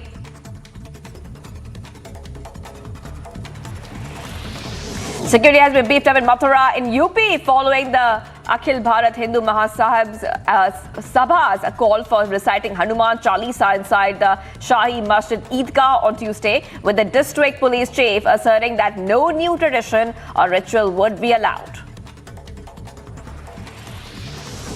A Supreme Court will hear the petition challenging constitutional validity of the Citizenship Amendment Act. In the last hearing, the central government had filed a reply. SFI leader admitted in hospital after being attacked by students in Wayanad in Kerala. 4 people were arrested for allegedly grievously injuring Aparna Gauri, the district joint secretary of SFI in Wayanad, in violence that ensued after the union election at a government polytechnic college. Onkar Batra, a 12th standard student at the BSF Senior Secondary School, Jammu, has added another feather as India's first open source satellite InCube developed by him is going to be launched this month with the help of Indian Space Agency ISRO. In India, the cost for its launch is rupees 20 to 80 lakhs. And while in foreign countries, this price goes into crores. He said that even every satellite launched into space has a special mission. National security advisors from Central Asian countries met with their Indian counterpart, Ajit Doval, today to discuss Afghanistan counter-terrorism and connectivity. The meeting is to follow up to the extensive Indian engagement with landlocked Central Asia to fashion a seaward connectivity route, bypassing Pakistan as well as to stabilize Afghanistan.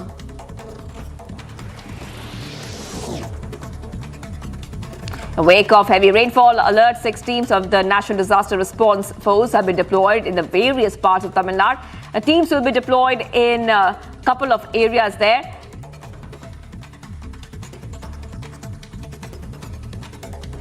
CPIM General Secretary Sitaram Yechury has questioned the credibility of the One Earth, One Family theme of India's G20 presidency, claiming the alarming levels of communal polarization destroys the foundation of the declaration announced by the Prime Minister. After recent threats from terror groups, Kashmir Pundits employees in Kashmir schools write to authorities. Kashmiri Pundits say that they cannot attend school due to fear from terror threat.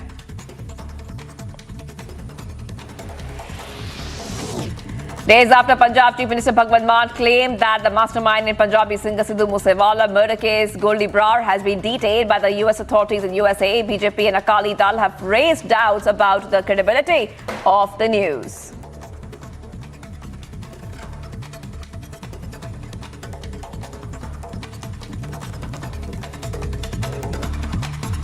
Viewers, a Delhi court on Monday framed charges against former Aam Aadmi Party councillor Tahir Hussain, Liaquat Ali and others for their involvement in the anti-Hindu riots in Delhi in 2020. The court said there was clear-cut objective to harm Hindus in every manner possible while framing charges against accused involving former councillor Tahir Hussain in Delhi riots 2020. Here is a report by my colleague Tanisha Avasti as well.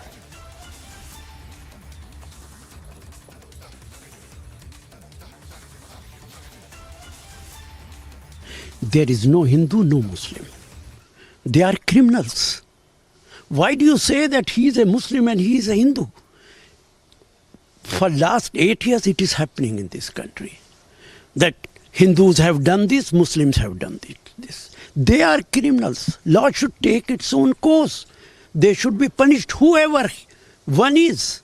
But unfortunately this government, Bharatiya Janata Party government, they are responsible for everything, whatever had happened here in Delhi. Police. But sir, it is the court today telling that it was the AAP leader Tahir Hussain who was accused in this riot, who also targeted the cops, and he has charged, the court has actually charged all the accused of targeting the Hindus. What I say that his name may be a Muslim name. But if he has done anything, he is a criminal. And he should be punished, whether one is Muslim or one is Hindu. And you remember, one, I don't know the name exactly, one Mr. Mishra, he was involved in this communal riot. And one judge of the High Court has asked that FIR should be lodged against him. No FIR was lodged. Earlier he was MLA from Aam Party. He has joined BJP. High Court judge was transferred, Delhi High Court judge, and that person, he was given security, Y category or Z category security was given to him. It is the attitude and it is the character of Bharatiya Janata Party government. Today, the courts have yet again confirmed that the Delhi riots were not a Sahyog, but a Socha Samjha Vote Bank ka Udyog and Prayog. And the mastermind was Aam Aadmi Party's councillor, Tahir Hussain. And the clear-cut objective was to target Hindus. This is the same Tahir Hussain whom Kejriwal and Aam Aadmi Party defended. Amanatullah Khan said that he was being victimized because he was a Muslim. The Islamophobia card was played in order to project that the riots took place against one community and were orchestrated by the Hindu community. But today all these false narratives have been busted by the court's action of framing charges against Tahir Hussain and others who are being portrayed as martyrs and victims. Today those who are defending these rioters, the likes of Tahir Hussain, Umar Khalid and others, must come out and apologize. That entire lobby that was trying to give a spin and play a victimhood card must apologize. But more importantly, the Aam Aadmi Party must tell us that why were they defending the mastermind of the Delhi riots, Tahir Hussain, who was responsible for the brutal murder of Ankit Sharma and was also responsible for the kind of carnage and damage that we witnessed in Delhi. We have all seen the acid bombs, the petrol bombs and the other material for rioting that was kept on the terrace of Tahir Hussain. Yet he was defended by the Aam Aadmi Party. Today that defense completely crumbles and the real face of the Aam Aadmi Party is exposed. We have just reached Mathura and look at the pictures here. Section 144 has been imposed and the birthplace of Krishna, it is the ongoing dispute over the land has gained momentum and pace as the passage where Vasudev ji had taken Lord Krishna on his head in Yamuna is closed because mosque was built over it, and faith of Hindu has been hurt, and the locals believe that this is the time to get that land returned. And here you can see the condition, you can see the pictures. There are a number of police and almost 1,500 local police. It's almost here, and Section 144 has been imposed. So they are just observing the things minutely, and there are two Sangthan. There are two groups. One is the Hindu Mahasabha Sangthan, and the people are ready to recite the Hanuman Chalisa outside the mosque. Viewers, we continue to be live and breaking. Tension simmers in UP's Mathura. Heavy security deployment in the city. It's the second day of key BJP meet in the national capital as BJP now plans a roadmap to the year 2024. Stay tuned to Republic TV.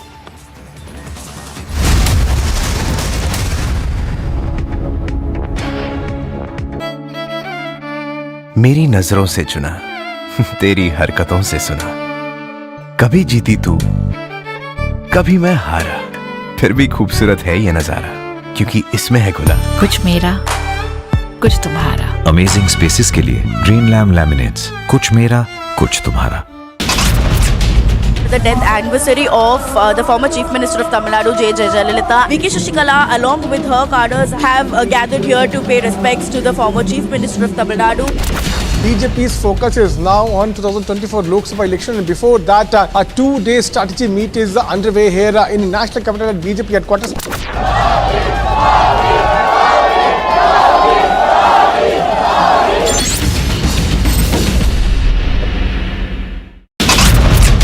That in itself, this connect underscore the popularity of Narendra Modi with his people. Amit Shah's huge supporters and cadres can clearly be seen. Chants of Bharat Mata Ki Jai and Jai Shri Ram could clearly be heard. We are in Jammu, the Resident Commissioner Office, where the Kashmiri Pundits are staging protests against the threats that have been issued by the terror group, the Resistance Front.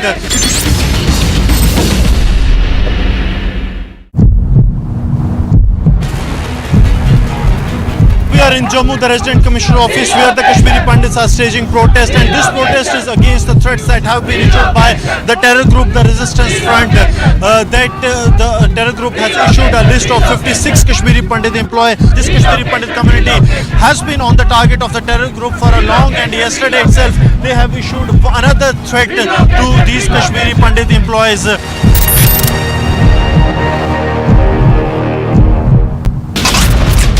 Congress party claims that the Prime Minister and the Home Minister of the country walking after casting vote, they are comparing it to a roadshow.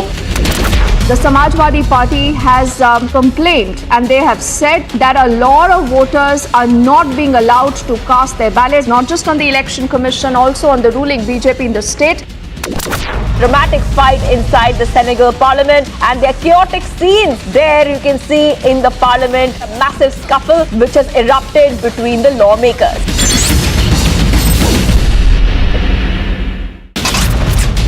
The death anniversary of the former Chief Minister of Tamil Nadu, J. Jayalalitha. VK Shashikala, along with her cadres, have gathered here to pay respects to the former Chief Minister of Tamil Nadu. BJP's focus is now on 2024 Lok Sabha election, and before that, a two-day strategy meet is underway here in the national capital at BJP headquarters.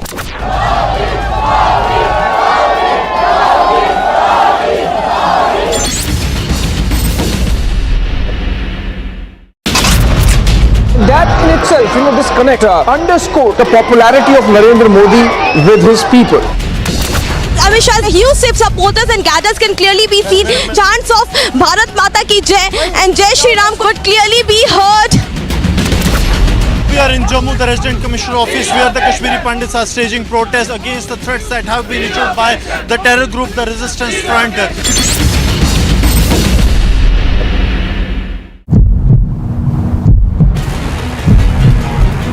We are in Jammu, the Resident Commissioner Office, where the Kashmiri Pundits are staging protest, and this protest is against the threats that have been issued by the terror group, the Resistance Front, the terror group has...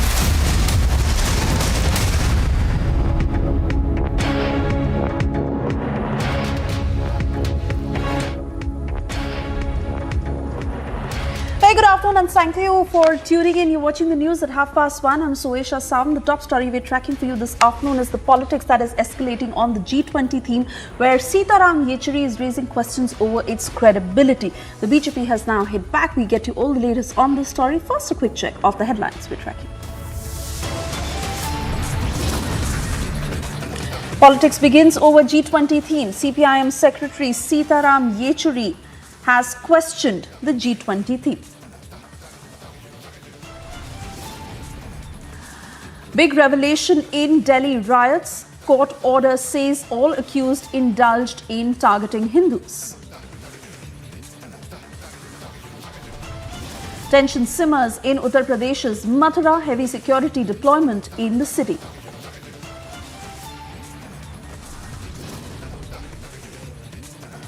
Central Asian countries conclave begins. Third such anti-terror global security conference that is being held in India.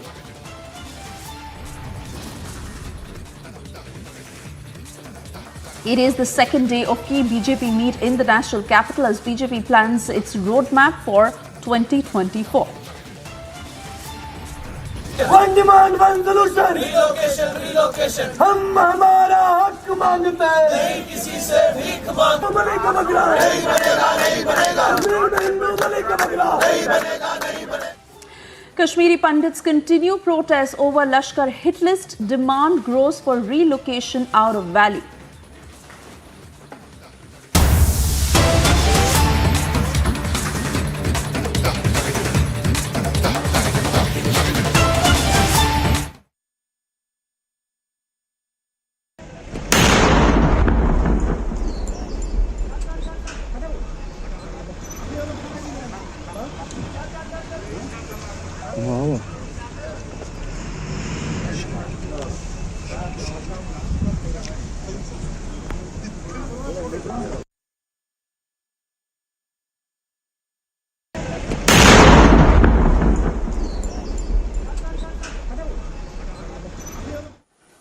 And those are the first pictures of the IED that was recovered at Shopian that has now been defused with the help of the bomb disposal squad. Zira joining me live on the broadcast. Zira, details of the operation. Oh, absolutely. We can say now that the threat that was developed because of the IED that was found in the Shirmal area of Shopian, South Kashmir, that threat has been neutralized because the IED has been diffused by the joint forces. The operation carried by J&K Police Bomb Disposal Squad with Indian Army and also the paramilitary troops like CRPF. This was an IED that was planted by the terrorists in Shirmal, Shopian. As per ADGP Kashmir, the threat has been neutralized now. The area is safe, and in some time from now, the traffic will be restored, because the traffic movement was halted for some time after the recovery was made by the forces as far as this IED is concerned. Major tragedy averted by the joint forces in South Kashmir, Shopian. Talking about the Shopian in South Kashmir, we have seen the multiple operations last year and this year in Shopian, where also the locals have the number of recruitment to the terror ranks have come down, because the operations that were carried by Shopian police, or for that matter Kulgam police, the joint operations were carried, and the majority of the foreign terrorists, the Pakistani terrorists, were neutralized, and those who were the local terrorists who were the part of the terror organizations like the Lashkar or the Jaish or the Hizb, they were also neutralized in this very South Kashmir's district. So in a way, we are seeing the number, the digit of the active terrorists as far as the locals is concerned, it has come down to 29, and that has also been confirmed by ADGP Kashmir Vijay Kumar. So it is a success for the sources, but definitely a sleepless nights for the terror organizations when the terror outfits are losing their boys on ground, and the terror recruitment is also coming down as per the police chief here. And the credit once again goes to our very alert forces, Zenith. Let's take a look at the pictures you sent us once again.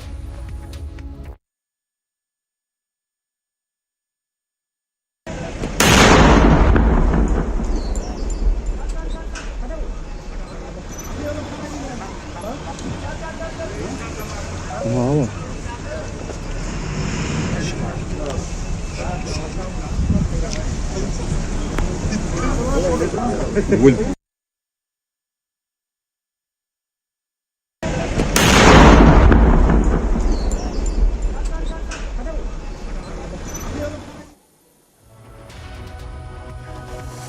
And well, the race for Gujarat is not only confined to Congress and BJP, as the Aam Aadmi Party has emerged as the third entrant.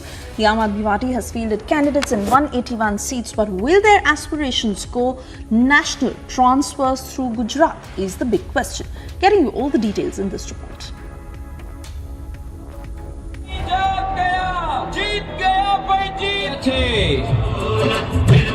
After Punjab, the Aam Aadmi Party is hoping to make inroads in the state of Gujarat.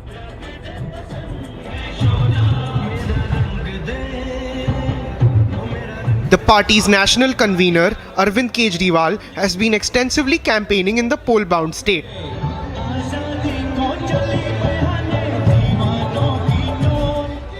Hoping to build a stronghold in Gujarat, Punjab CM Bhagwant Mann too stepped up in the battleground.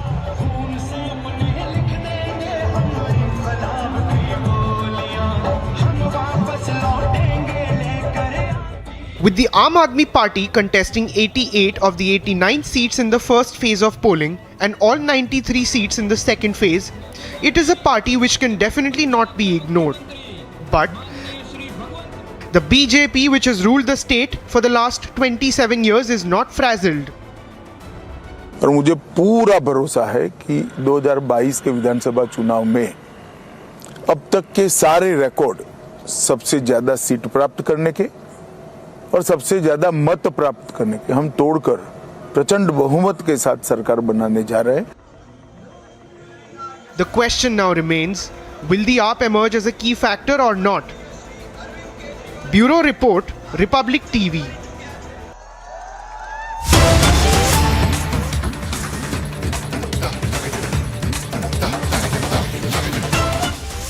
And we're getting you details from the India Central Asia Joint Communique, a strong statement that has been issued mentioning no sanctuary to be provided to UN designated terror organizations, where both LET and JEM are UN designated terrorist organizations.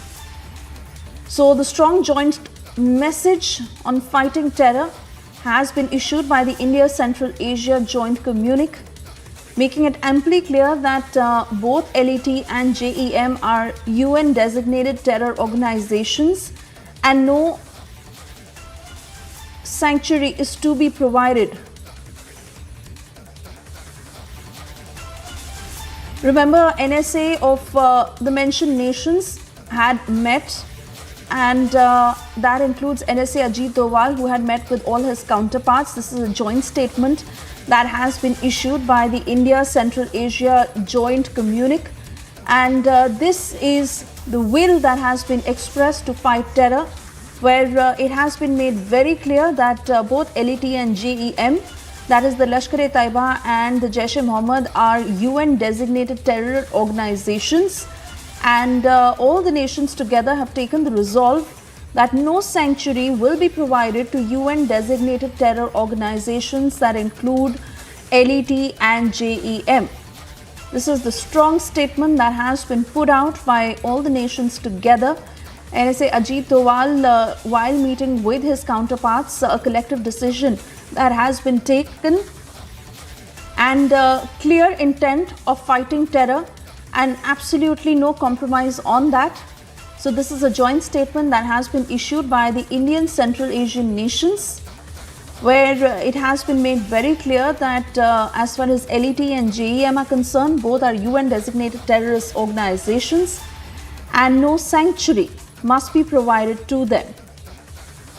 We're trying to get in touch with our executive editor Abhishek Kapoor, who would be able to throw more light on the series of developments and how this decision was arrived upon. But remember, extremely important, because this is the very clear intent that has been expressed by all the nations, and a strong message that has been released, where India along with Central Asian nations have together agreed upon to how LET and JEM, that are UN designated terror organizations, no sanctuary will be provided to these organizations.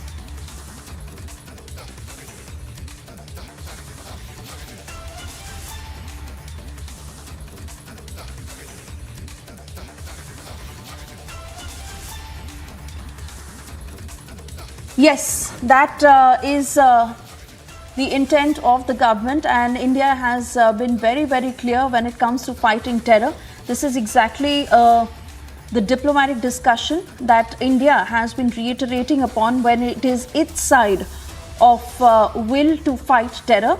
And once again, on this very platform of the India Central Asia Joint Communique, where a strong statement has been released, it is a joint message that has been put out by all the nations together. This is when NSA Ajit Doval had met with his counterparts, and it has been decided upon that LET and JEM are UN designated terror organizations, and no sanctuary will be provided to them. During the meeting, it was several issues were discussed that included the current situation in Afghanistan, on the current deteriorating humanitarian situation when it comes to what is happening in Afghanistan, and all the nations strongly calling for an early adoption of UN Comprehensive Convention on International Terrorism.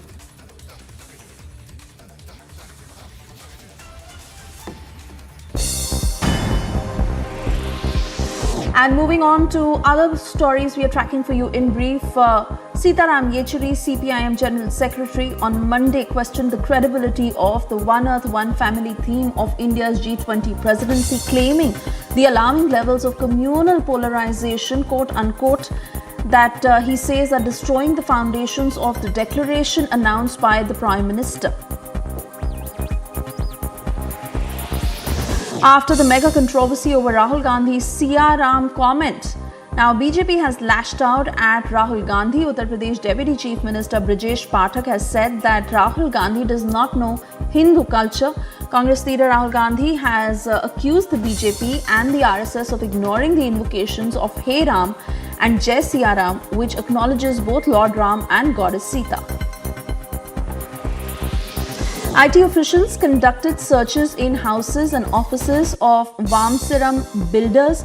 IT officials were seen conducting searches at various locations in Hyderabad. Drone dropping attempt of Pak drone foiled in Punjab. Pakistan drone pushed back after BSF firing. Narcotics consignment that was also recovered. 2.5 kgs of drugs that were recovered from Kalia village in Tarantaran in Punjab. The international market worth of narcotics is over 10 crore rupees. NDA strategy meeting is to be held today at 2 p.m. ahead of the winter session of the Parliament, which begins tomorrow. In the 208th day of protest staged by Kashmiri pundits in Jammu and Kashmir, they demanded justice and transfer from Jammu after terror group Lashkar released a hit list issuing threat to 56 Kashmiri pundits. A Delhi court framed charges against former AAP Councillor Tahir, Hussain, Liaquat Ali and others for their involvement in the anti-Hindu riots in Delhi in 2020. The court has said that there was a clear-cut objective to harm Hindus in every possible manner while framing charges against the accused involving former Councillor Tahir Hussain in the Delhi riots of 2020.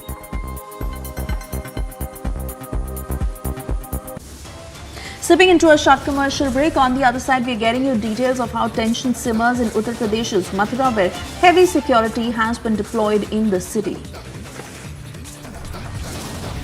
It is the second day of key BJP meet in the national capital. BJP plans the roadmap to 2024.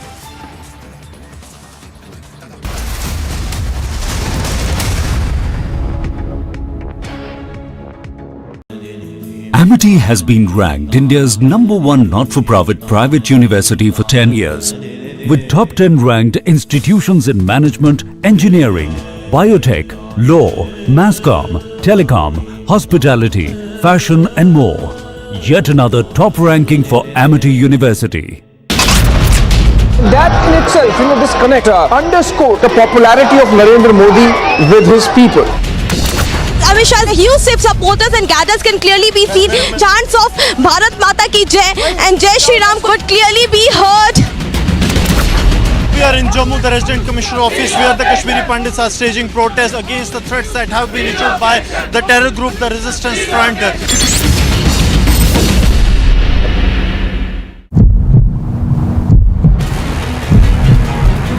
We are in Jammu, the Resident Commissioner office, where the Kashmiri pundits are staging protest, and this protest is against the threats that have been issued by the terror group, the Resistance Front.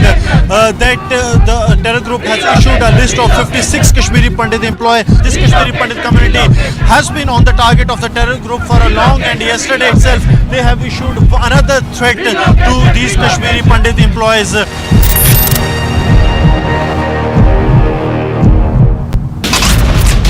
Congress party claims that the Prime Minister and the Home Minister of the country walking after casting vote, they are comparing it to a roadshow.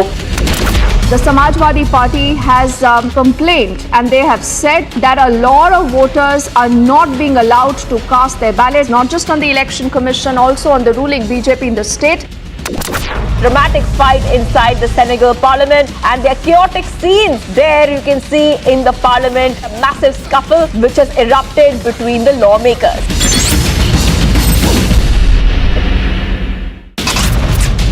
The death anniversary of the former Chief Minister of Tamil Nadu, J. Jayalalitha. VK Shashikala, along with her cadres, have gathered here to pay respects to the former Chief Minister of Tamil Nadu. BJP's focus is now on 2024 Lok Sabha election, and before that, a two-day strategy meet is underway here in National Capital at BJP headquarters.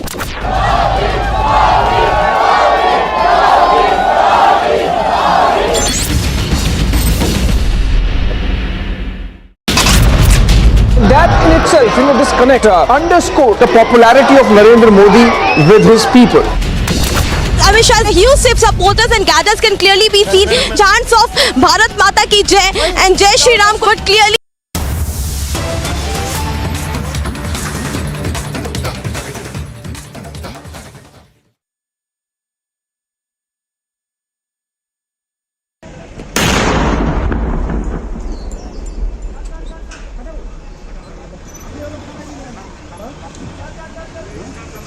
Wow.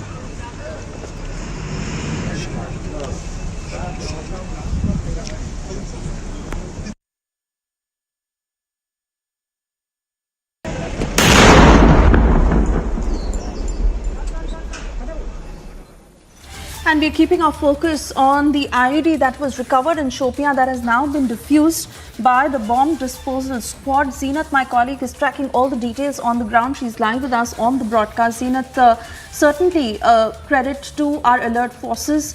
that this attempt has been foiled yet again. The IED that was recovered has now been defused by the bomb disposal squad.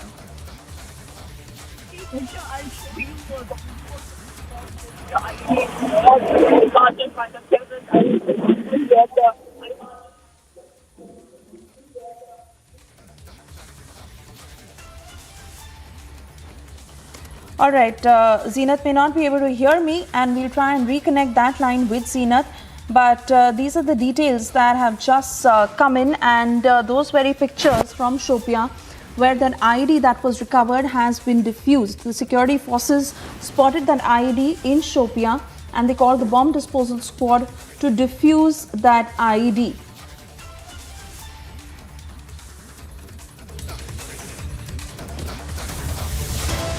On that note, we slip into another short commercial break.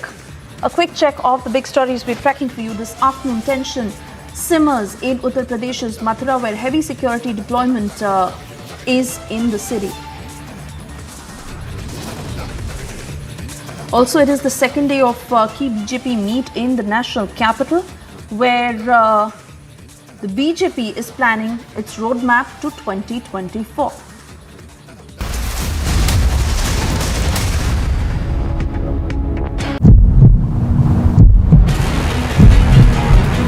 We are in Jammu, the Resident Commissioner Office, where the Kashmiri Pundits are staging protest, and this protest is against the threats that have been issued by the terror group, the Resistance Front. The terror group has issued a list of 56 Kashmiri Pandit employees. This Kashmiri Pandit community has been on the target of the terror group for a long, and yesterday itself they have issued another threat to these Kashmiri Pandit employees.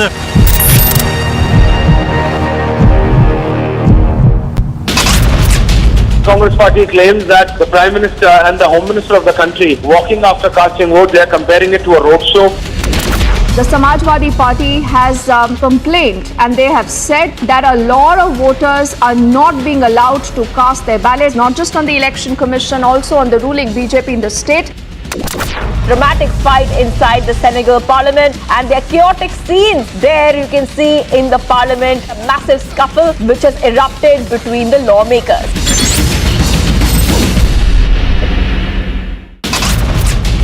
The death anniversary of the former Chief Minister of Tamil Nadu, J. Jayalalitha. VK Shashikala, along with her cadres, have gathered here to pay respects to the former Chief Minister of Tamil Nadu. BJP's focus is now on 2024 Lok Sabha election, and before that, a two-day strategy meet is underway here in National Capital at BJP headquarters.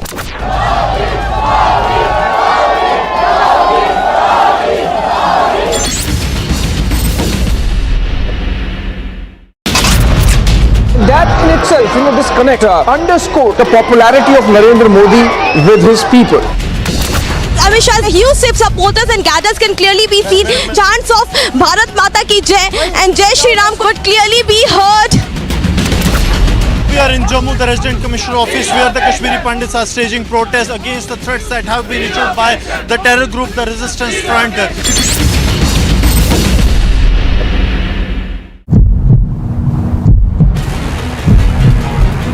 We are in Jammu, the Resident Commissioner Office, where the Kashmiri Pandits are staging protest, and this protest is against the threats that have been issued by the terror group, the Resistance Front. The terror group has issued a list of 56 Kashmiri Pandit employees. This Kashmiri Pandit community has been on the target of the terror group for a long, and yesterday itself they have issued another threat to these Kashmiri Pandit employees.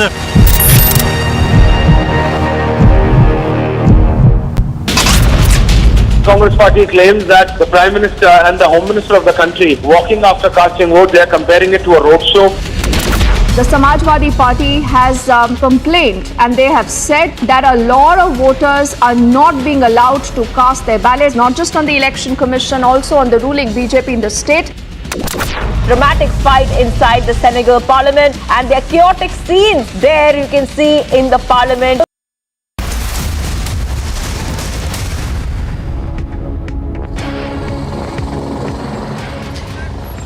We are reporting from the spot where the ID has been recovered by Jammu and Kashmir Police along with Indian Army. The 15 Garhwal troops are still here and they're still carrying the search in the area, although ID has been defused by the joint forces and the threat has been neutralized. Talking about this was a 5 kg ID that was recovered by Jammu and Kashmir Police. The bomb disposal squad had come from JKP. Now has also been confirmed by Kashmir Police Chief that it was a 5 kg ID that now has been diffused and the threat on ground has been neutralized. We are seeing the terrorists trying their best to target the security forces because the ID that was planted here is on the main road where the ID was planted, but we are seeing the threat being neutralized by the joint forces. More on the story, keep watching Republic TV.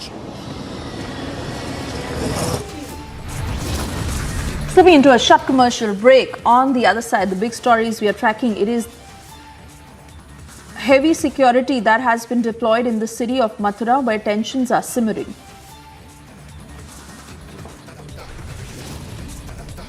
Also, it's the second day of key BJP meet in the national capital. BJP is planning its roadmap to 2024.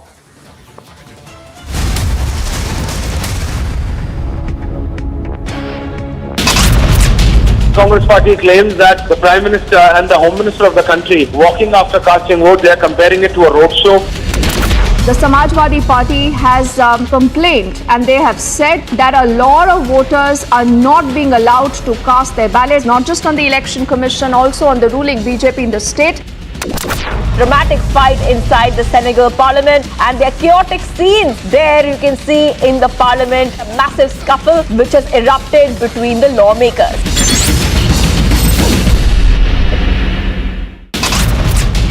The death anniversary of the former Chief Minister of Tamil Nadu, J. Jayalalitha. VK Shashikala, along with her cadres, have gathered here to pay respects to the former Chief Minister of Tamil Nadu. BJP's focus is now on 2024 Lok Sabha election, and before that, a 2-day strategy meet is underway here in national capital at BJP headquarters.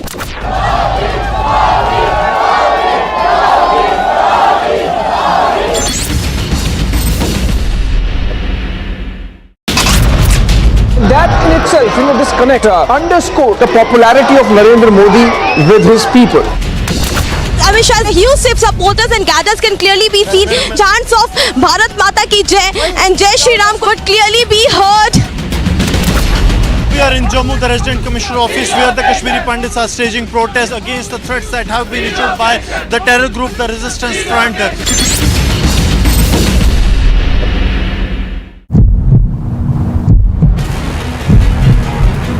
We are in Jammu, the Resident Commissioner office, where the Kashmiri Pundits are staging protest, and this protest is against the threats that have been issued by the terror group, the Resistance Front. The terror group has issued a list of 56 Kashmiri Pandit employees. This Kashmiri Pandit community has been on the target of the terror group for a long, and yesterday itself they have issued another threat to these Kashmiri Pandit employees.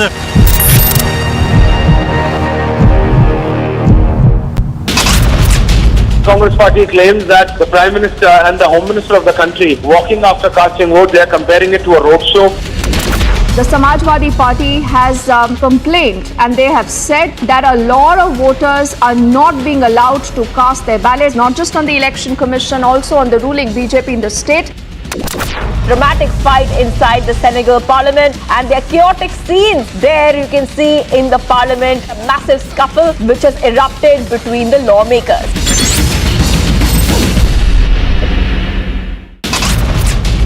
The death anniversary of the former Chief Minister of Tamil Nadu, J. Jayalalitha. VK Shashikala, along with her cadres, have gathered here to pay respects to the former Chief Minister of Tamil Nadu.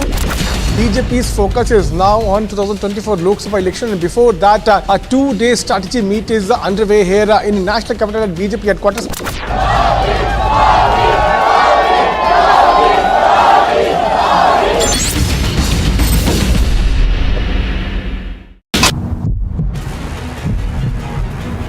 In Jammu, the Resident Commissioner office, where the Kashmiri Pundits are staging protest, and this protest is against the threats that have been issued by the terror group, the Resistance Front.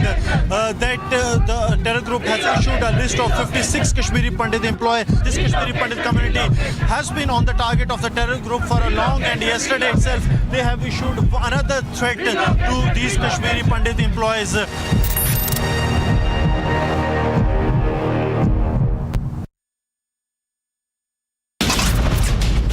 Congress Party claims that the Prime Minister and the Home Minister of the country walking after casting vote, they are comparing it to a roadshow.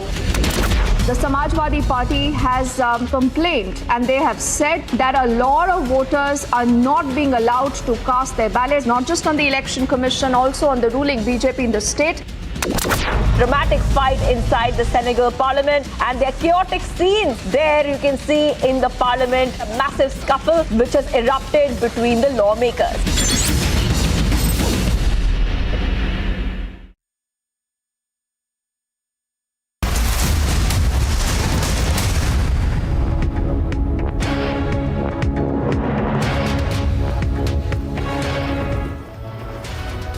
Hello and welcome, ladies and gentlemen. You are watching Republic TV. This is live and breaking with me, Ankit Prasad, and we have a large number of stories that we are following today, ranging from the exit poll results that came out yesterday to politics over India's G20 presidency, a court asking for charges to be framed against Tahir Hussain and us accessing the order copy for that, and a lot more. We'll get you all that. Let's start off with the headlines.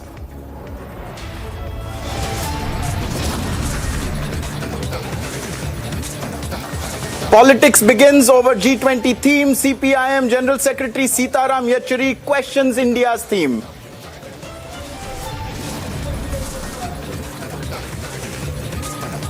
A big revelation in the Delhi riots case. Court order says all the accused indulged in targeting Hindus.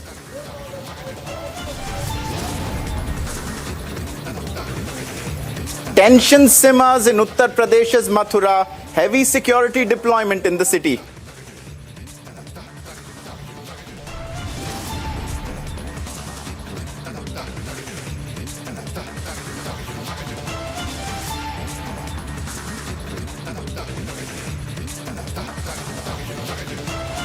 BJP meeting in the national capital as the BJP plans its roadmap for 2024.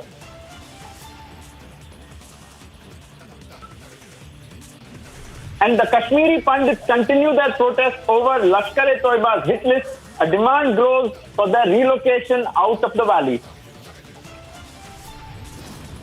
Relocation. हम हमारा हक मांगते हैं, नहीं किसी से भीख मांगते। नहीं बनेगा,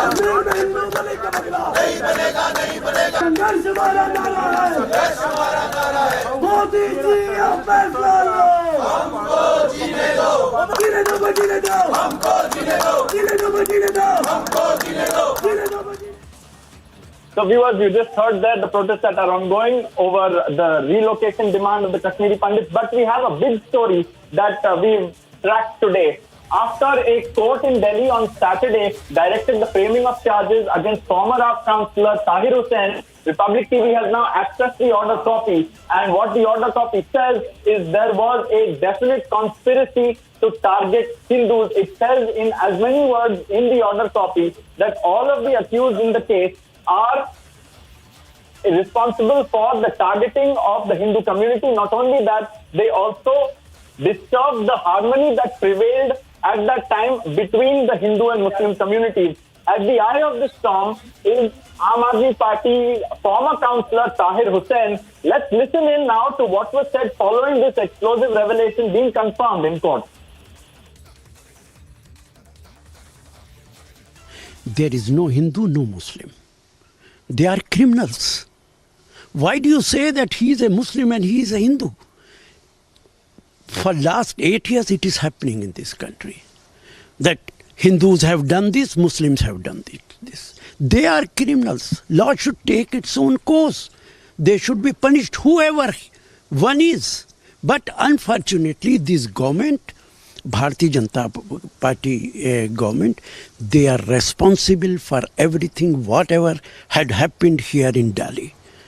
Police. But so it is the court today telling that it was the AAP leader Tahir Hussain who was accused in this riot, who also targeted the cops, and he has charged, the court has actually charged all the accused of targeting the Hindus. What I say that his name may be a Muslim name.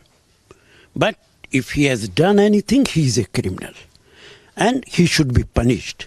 Whether one is Muslim or one is Hindu. And you remember, One, I don't know the name exactly, one Mr. Mishra.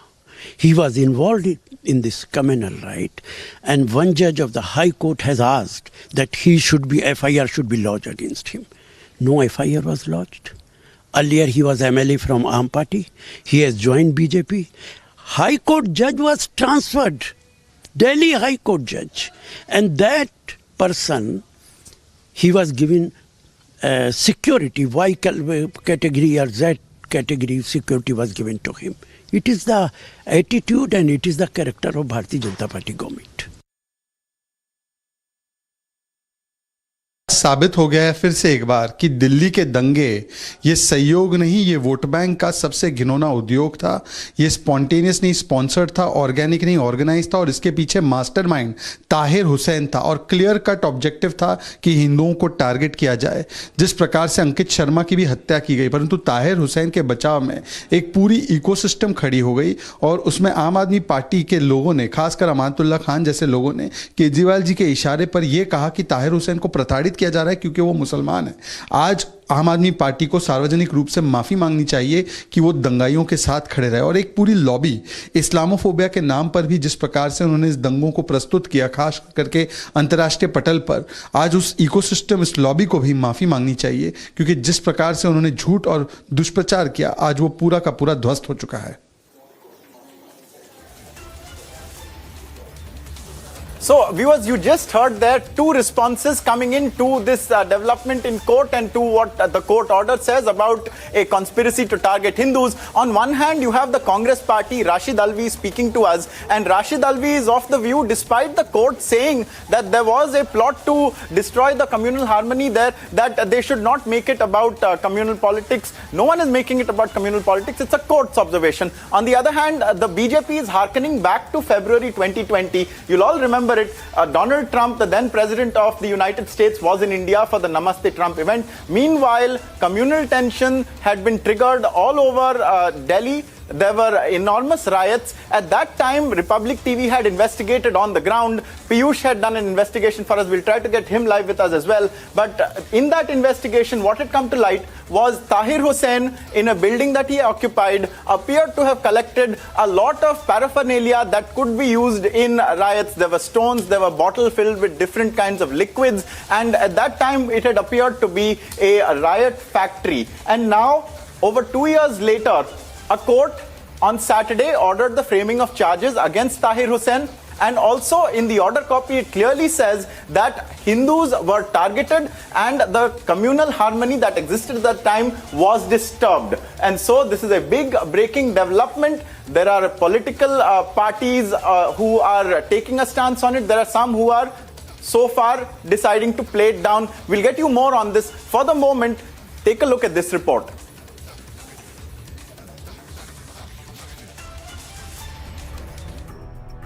As forces intensify crackdown on narco-terror, yet another infiltration bid via drone was foiled in Punjab. The Pakistani drone shot down by BSF in Punjab's Taran Taran after BSF personnel opened fire. This is the fourth incident to take place in the last 4 days. Watch now.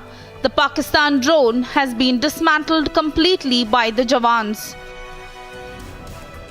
A narcotics consignment carrying 2.5 kg of heroin has also been recovered. Reports suggest the narcotics are valued at over rupees 10 crore in the international market. A search operation has been launched by the security officials. Bureau Report, Republic TV.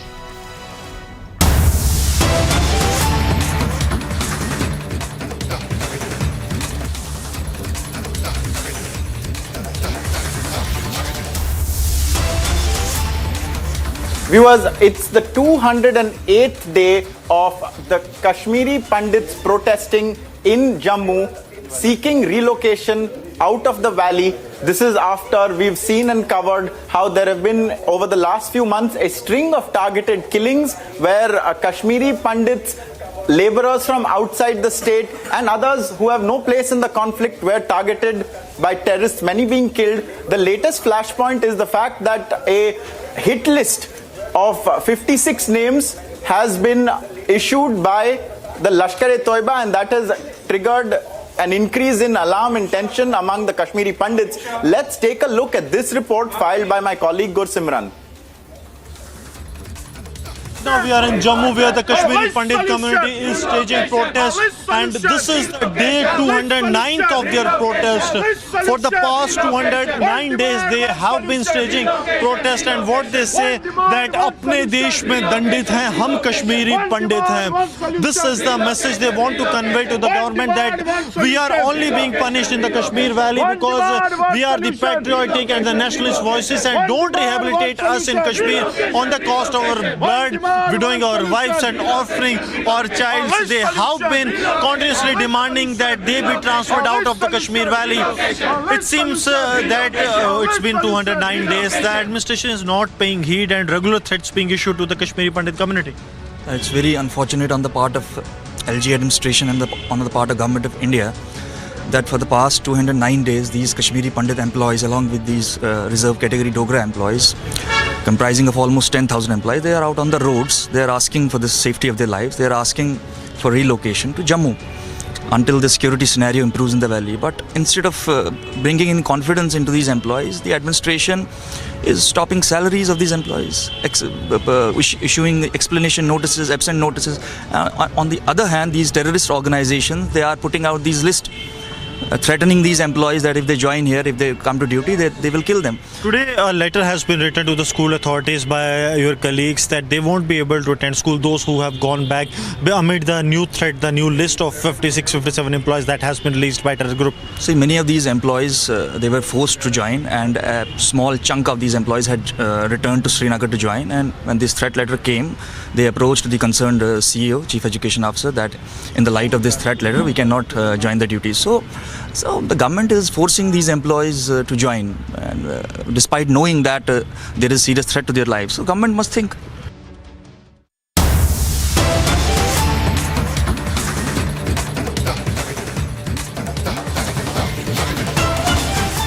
Viewers, we are getting visuals right now from Thiruvananthapuram, where the Youth Congress is staging a protest against the mayor of the city, demanding the resignation of the mayor. This is a month, we are told, after the letter controversy over the various appointments and nepotism thereof. We have Ashwin, who is with us, who will be able to share more details about what's happening right now in Thiruvananthapuram. But as we can see, the Youth Congress is protesting. Ashwin, if you can hear me, could you share more details? What is the demand? Where is the story currently? I believe an all-party meeting has also been called to address the issue. What's happening? Well, Ankit, ever since the letter came out, which purportedly written by the mayor of Thiruvananthapuram, Arya Rajendran, who shot to fame for being the youngest mayor in the country, in which he had asked the district CPM secretary to fill up vacancies for 295 positions who are on temporary basis in the corporation. That had led to wide-scale protest, and it has been going on for the last 1 month. The BJP Yuva Morcha as well as the Youth Congress have been taking on protest for the last 1 month, and it has been an indefinite protest. And what you see today is a continuation of the 1 month long protest that's happening outside the corporation, demanding that Arya Rajendran must step down from the position because the charges leveled are raised. This also comes at a time when the assembly has been convened yesterday, and an adjournment motion was also introduced yesterday with regard to illegal appointments and nepotism by the opposition in the assembly, and that was rejected by the state government as well. So in this context, the Youth Congress is taking out this protest. Large number of these protesters are being water cannon and tear gas are also being used. So remember, this is a protest that has been continuing ever since the letter came out more than a month ago. The demand has not come down, and the mayor, Arya Rajendran, has even filed a complaint in the police station, and the crime branch as well as the vigilance is in fact investigating this matter. She has come out to say the letter itself is fake, but that has not been taken well by the opposition because the letter has come from sources from within the party party itself and not from the opposition. So in this light, the Arya Rajendra's resignation, the chorus for the demand for a resignation has been going on for over a month, and the protest continues in Thiruvananthapuram outside the corporation office. So, Ashwin, it's been over a month since the letter first came out.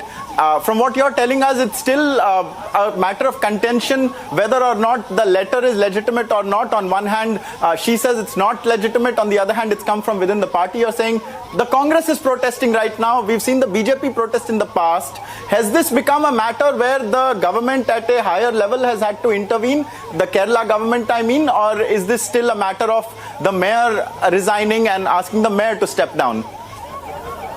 Absolutely. Because ever since the protest took shape, the government was forced to even, register a case in this regard and conduct a thorough inquiry. What the opposition has consistently been saying, if this charges is against the against the mayor, it would mean that the police investigation must go on in checking the personal laptops as well as the mobile phone that has been used by the mayor since this controversy erupted. But the opposition is saying the police investigation has been given this in charge of this investigation is not even checking the data from mayor's laptop, her mobile as well. So what they are saying, the entire investigation itself is bogus, and it is not trying to find the truth behind this entire letter. So that is the reason Congress is continuing its protest even today, even after the month since this letter came out. Okay. So, Ashwin, now as we get visuals of the police deploying water cannons against these protesters, there was a all-party meeting also that was held yesterday. It seems that did not satisfy the Congress at least. Let's listen into what some of the political reactions were regarding this demand for the mayor of Thiruvananthapuram to step down.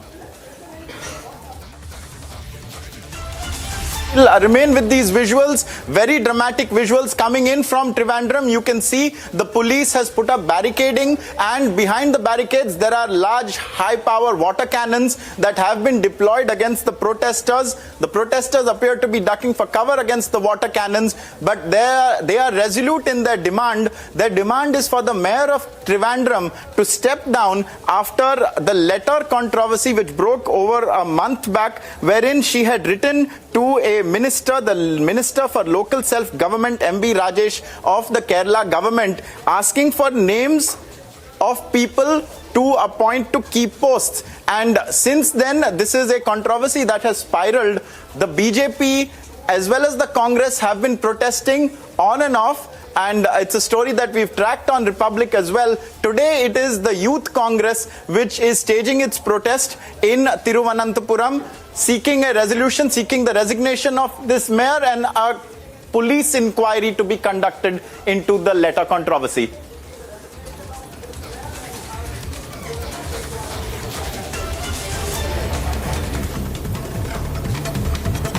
Let's take a look at what the big stories are today across the country.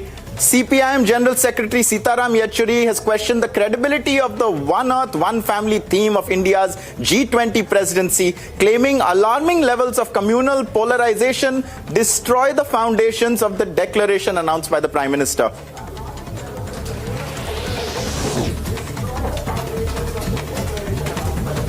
Republic has accessed the court order copy directing the framing of charges against former Aam Aadmi Party Councillor Tahir Hussain and others in a case relating to the 2020 Delhi riots, which states that there was a conspiracy to target Hindus. Delivering its decision, the court has said all accused, including former Councillor Tahir Hussain, were involved in targeting Hindus and their properties.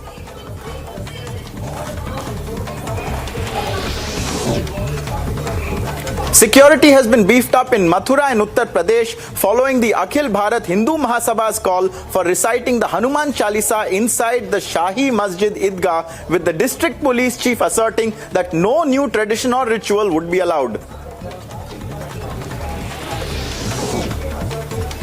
Soon after the Delhi court allowed framing of charges against former Aam Aadmi Party leader Tahir Hussain and others, the Congress played down the bid to target Hindus, which was noted in the court order. Congress leader Rashid Alvi said, "They are criminals. There is no need to turn the case into a term of Hindu-Muslims." Unfortunately, it is the BJP-led central government which is responsible for what happened in Delhi. There is no Hindu, no Muslim. They are criminals. Why do you say that he is a Muslim and he is a Hindu? For last 8 years it is happening in this country.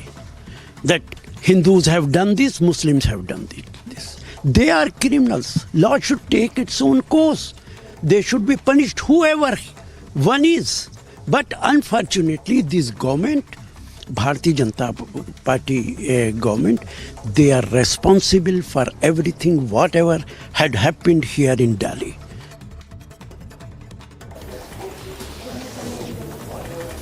The Trinamool Congress has claimed that the Gujarat police has detained its spokesperson Saket Gokhale, further terming it political vendetta. In a tweet, Trinamool national spokesperson Derek O'Brien said that Gokhale was detained over a cooked-up case that refers to his tweet on the Morbi tragedy.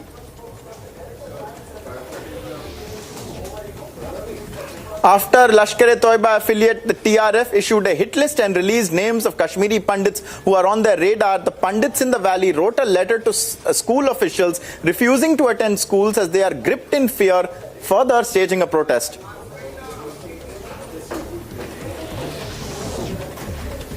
Union Home Secretary Ajay Kumar Bhalla chaired a high-level security review meeting on Jammu and Kashmir. The meeting was held in the Ministry of Home Affairs in a hybrid mode, with senior officials in the ministry joining it in the presence of the Director of the Intelligence Bureau, Tapan Deka, and National Investigation Agency Director General Dinkar Gupta, among others who were present physically.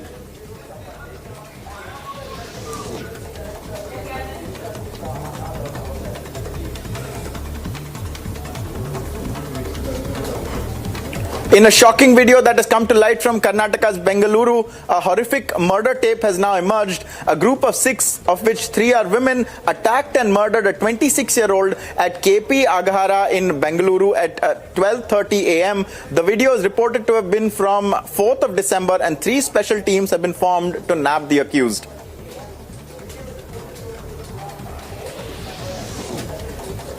The World Bank has revised its GDP growth forecast for India to 6.9% for 2020-23 from 6.5% earlier. The World Bank's India Development Update said that India is affected by spillovers from the US and China.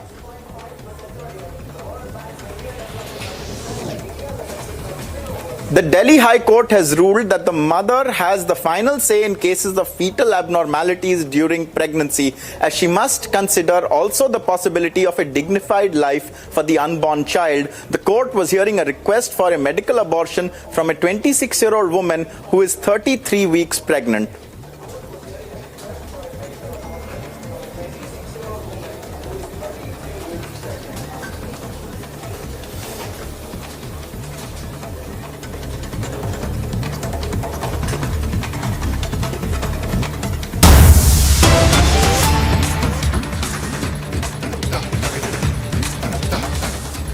Viewers, we have breaking news coming in.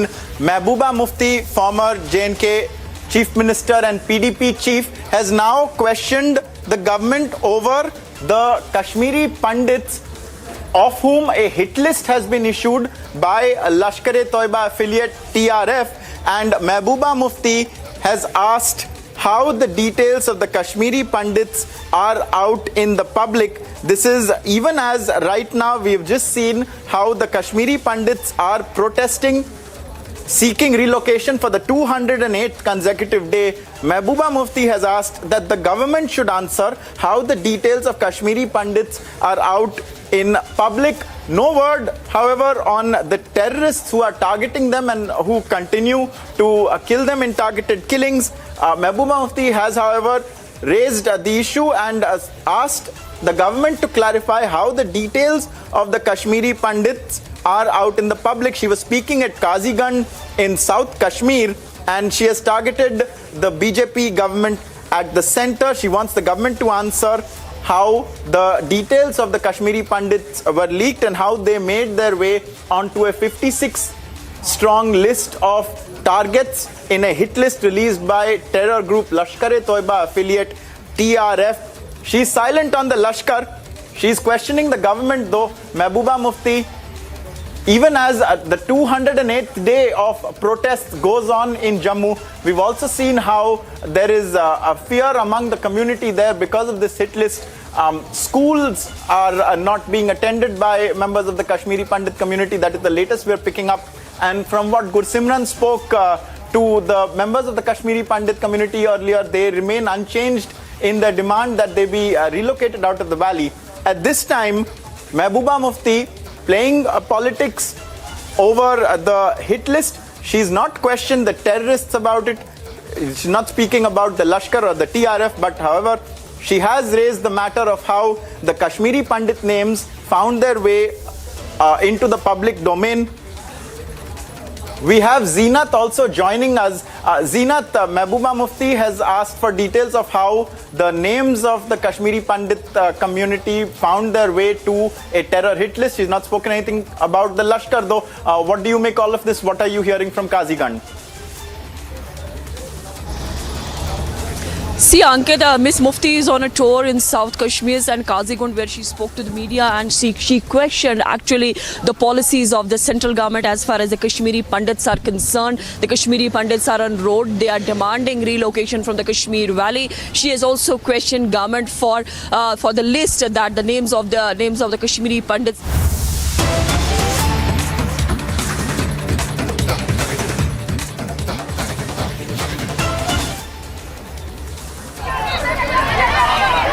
Viewers, these are visuals that are coming in from the border between Karnataka and Maharashtra. We are told this is happening right now at Belgavi as part of the ongoing row over the border dispute. We are told that the Karnataka Rakshana Vedike organization is holding a protest over the dispute, and a number of the protesters are also being detained by the police. You can see visuals on your screens right now. This appears to be at a highway, and there are protesters clearly, who have sat in on the highway, and the police is having to remove them. This comes even as the border dispute between the two neighboring states, Maharashtra and Karnataka, continues with regards to a number of districts in the border area. Belgavi is the key flashpoint. That is the place where at different times either of the governments have been stating that they would send their ministers, and then they get a request to not send the ministers, as it would be seen as being provocative, and there is an ongoing face-off over that taking place, interestingly, between two governments ruled by the BJP. Here you can see these are the protests that are taking place as part of a bid seemingly to block a highway, and the protesters have come in their buses. You can see that they have their flags with them, and the police is having a hard time clearing this road and resuming normal services on the highway. We've seen visuals of how the protesters who were who were squatting on the road there, they were removed by the police, but they have come in their heavily packed buses. A number of buses can clearly be seen, and they have parked the buses and they have sat in front of them as part of their protest. The police having a difficult time there. This is the latest flashpoint in the ongoing border dispute between Karnataka and Maharashtra. There are a number of districts there where the people who live are fluent in either or both of the languages, that is Marathi as well as Kannada. And there are a number of different issues that have taken place in history that lend further complexity to this matter. This current flashpoint was triggered because of a survey apparently which claimed that there are a number of districts that want to change their state. The veracity of this was disputed. However, there has been number of statements that have been made by ministers, top ministers, including the Deputy Chief Minister of Maharashtra, Devendra Fadnavis, the Chief Minister of Karnataka, Basavaraj Bommai, seeking at one end a calming of tensions, and on the other end asking for their counterparts in the opposite government to not say or do anything or send anyone that could exacerbate the issue.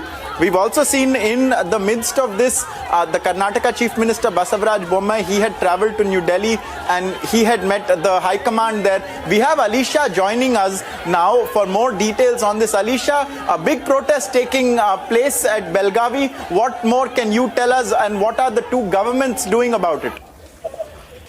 Well, we heard from the government, whether it is Maharashtra or Karnataka, they have clearly mentioned that it is something, a matter which is subsidized, and Supreme Court is something to take a decision. But here we've been seeing the protest where the protesters attempt to block highways. Where are the parts? There are the governments who have been making a request to the protesters that they should not take the law in their hands. And importantly, when it comes to the government, of course, whether it is a Maharashtra, whether it is the Karnataka government, they have been, whether the fact that they have been meeting the legal aspects or they have been, the Maharashtra government has also made it very clear that there are the legal teams who are ready to fight in Supreme Court. On the other hand, we even heard from the Karnataka Chief Minister Bommai, who said that, who also had a meeting with Mukul Rohatgi. So, well, it's a case which is something subsidized, but yes, here we can see the visuals of the protest over the Belgavi, Maharashtra-Karnataka border dispute, where the activist is now has been detained. Highway has been cleared, but yes, there was a face-off which we saw in the border itself. But as we know that the case which is in the Supreme Court, and both the government has been clearly mentioned that they are going to think whatever the decision will be coming from the Supreme Court will be accepted. And also they have requested all the even people. We even heard Maharashtra Home Minister Devendra Fadnavis clearly mentioning that this is not something a government that has to be decided over the dispute which has been going since 30 years now. But it is something, a matter that has to be looked upon by the Supreme Court, and the Supreme Court, whatever will decide, will be accepted. Absolutely. Alisha, one of the aspects of this, even as the matter remains in court, one of the aspects we've seen is the two governments, or rather in this case the Maharashtra government, saying that they will send some ministers for a program of Marathi speaking people there. I believe then Basavaraj Bommai asked them to not do this, and the ministers who were supposed to visit today have not in fact visited. There are political ramifications to this as well, isn't it? The Maharashtra government is coming under the fire of the opposition. What is the political angle to this? Did the ministers from Maharashtra visit the spot or not? What is that angle all about? Well, Ankit, we know that there were two nodal ministers that have been appointed for this entire issue. That is, one is the Minister Chandrakant Patil, and second is Shambhurati Desai. But on the other hand, they were about to visit to the Belgavi border, but they haven't entered, and it has also been said that they stopped and give a clear warning that has also been given. But that is something the part of the Supreme Court now, because yesterday, as I mentioned, that it was the Chief Minister Eknath Shinde and Deputy Chief Minister Devendra Fadnavis who had a meeting over this, and not only this but also with the nodal minister they had a meeting with, and clearly they have mentioned that they are actually waiting for the Supreme Court to deliver its verdict, because now when the matter is on Supreme Court hands, and both the party, whether from the Maharashtra government or whether from the Karnataka government, they are being going to put a strong hold before the court. They are going to put all those strong points before the Supreme Court when it comes to the hearing and when it comes to the argument. But here, of course, what we have been seeing, that is the Kannada groups, they have been protesting in Belgavi, and the protesters which they attempt to block highways. Well, the request has already been made from both the government and the government when it comes to the government strategy. If it's whether it is the Chief Minister, Karnataka Chief Minister Bommai, who clearly mentioned that he already had the meeting with the BJP Delhi leadership in Delhi, as well as he also met the senior advocate, that is Mukul Rohatgi.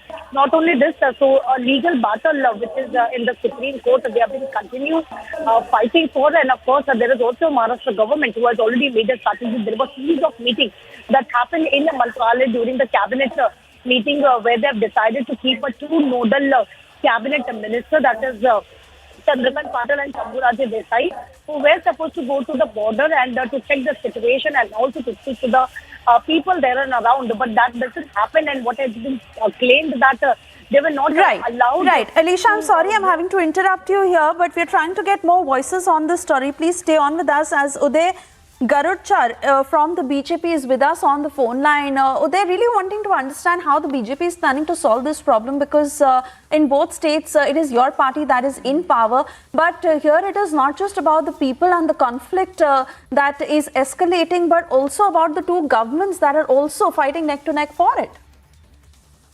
Ma'am, Belgaum belongs to us. Belgaum is definitely a part of Karnataka.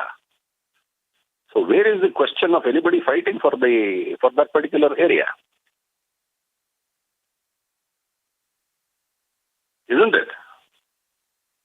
But tell us more. Yes, go ahead. Sorry, make your point. So, see, Belgaum has been a part of our state for quite a while. And for a number of years, decades I would say. So where is the question of once the entire thing happened, whatever the reorganization of the states and all this, Belgaum was a part of Karnataka, and from time immemorial, Belgaum does belong to us.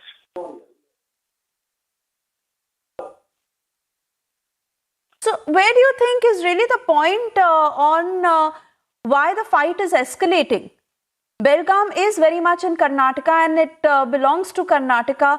But who is stopping you, and where do you think is the insecurity that Belgaum will also be taken away?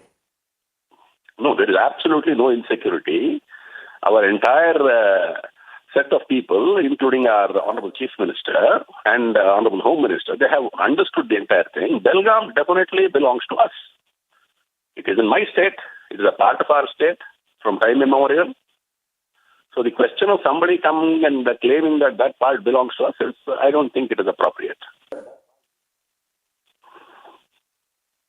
All right. Uday Garudchar, thank you for talking to Republic this afternoon. That is the Karnataka BJP leader making it clear that Belgaum belongs to Karnataka and there is absolutely no conflict there. But as far as the border row is concerned, that is escalating, and pictures on your screen of Kannada groups where protesters have attempted to block the highway. These are activists, and this as the dispute over whose land is whose continues. Remember this escalation that has been going on for decades now, and at this very point I also want to bring in Abhishek Kapoor, our senior executive editor, because Abhishek, instead of coming to some sort of a resolution, instead matters are worsening as far as the border row is concerned. Now the Supreme Court is to hear the matter, but here let's also understand that it is not just about the people fighting it out, but also the governments who are against each other, and it is the BJP that is in power in both the states.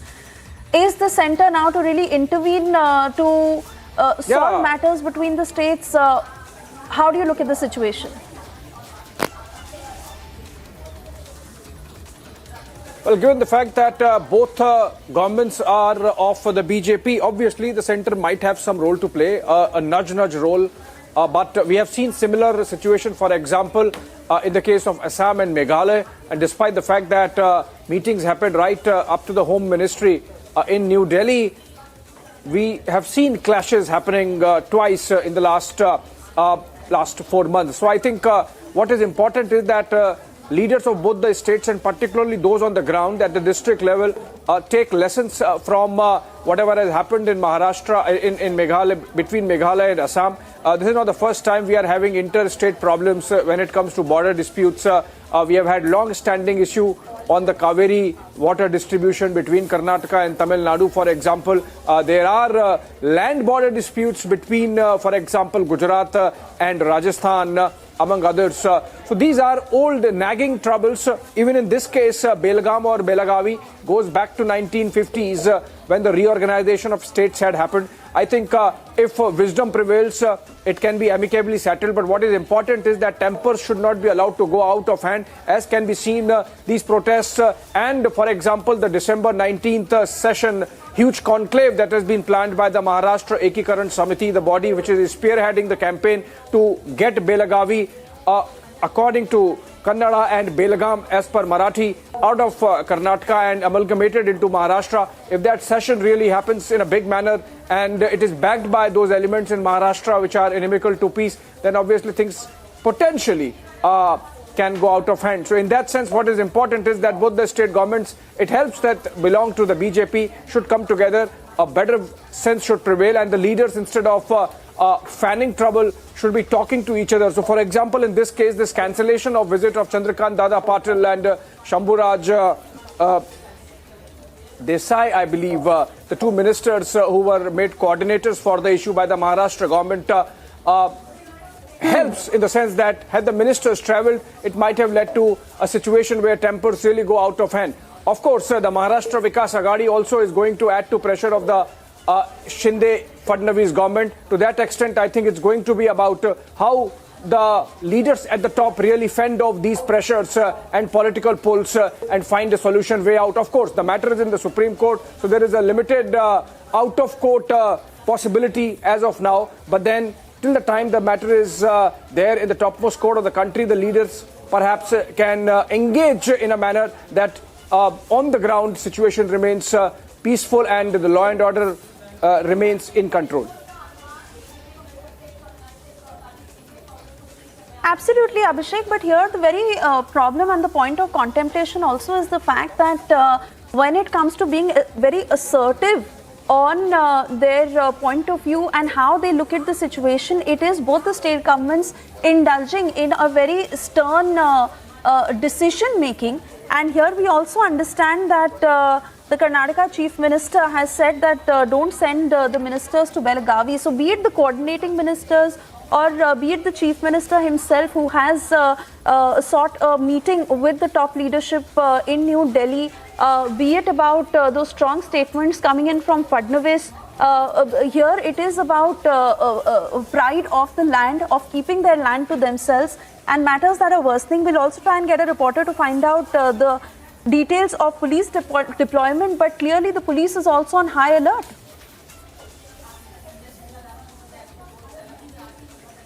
Obviously, deployments have been beefed up, Suesha, and what is happening is that pressure is working at two levels so far as the respective top political executives go in the states. In the case of Basavaraj Bommai, and so in the case of Eknath Shinde and Devendra Fadnavis on the Maharashtra side. One is the pressure, the pulse of the people's sentiment on the ground in Belagavi or Belgaum, depending on which side of the divide you are.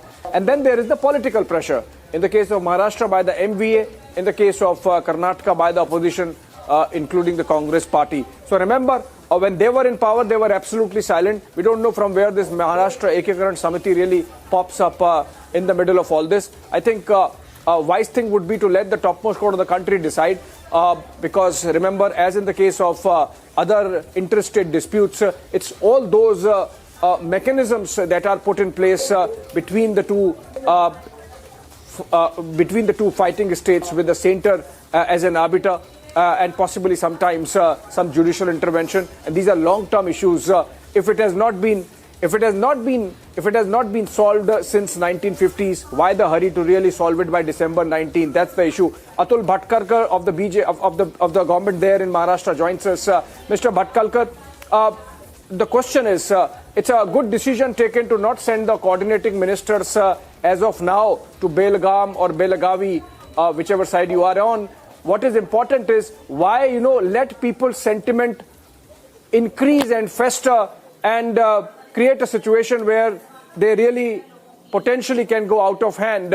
Can the Supreme Court decide? And since the next Supreme Court hearing, I believe, is on 30th of December, can peace prevail till that time and then let the court decide? Yeah, I totally agree with you. Basically, when court is going on in Supreme Court, at that time, Chief Minister of the state should not have made such a statement that we are ready to expect just villagers in Karnataka.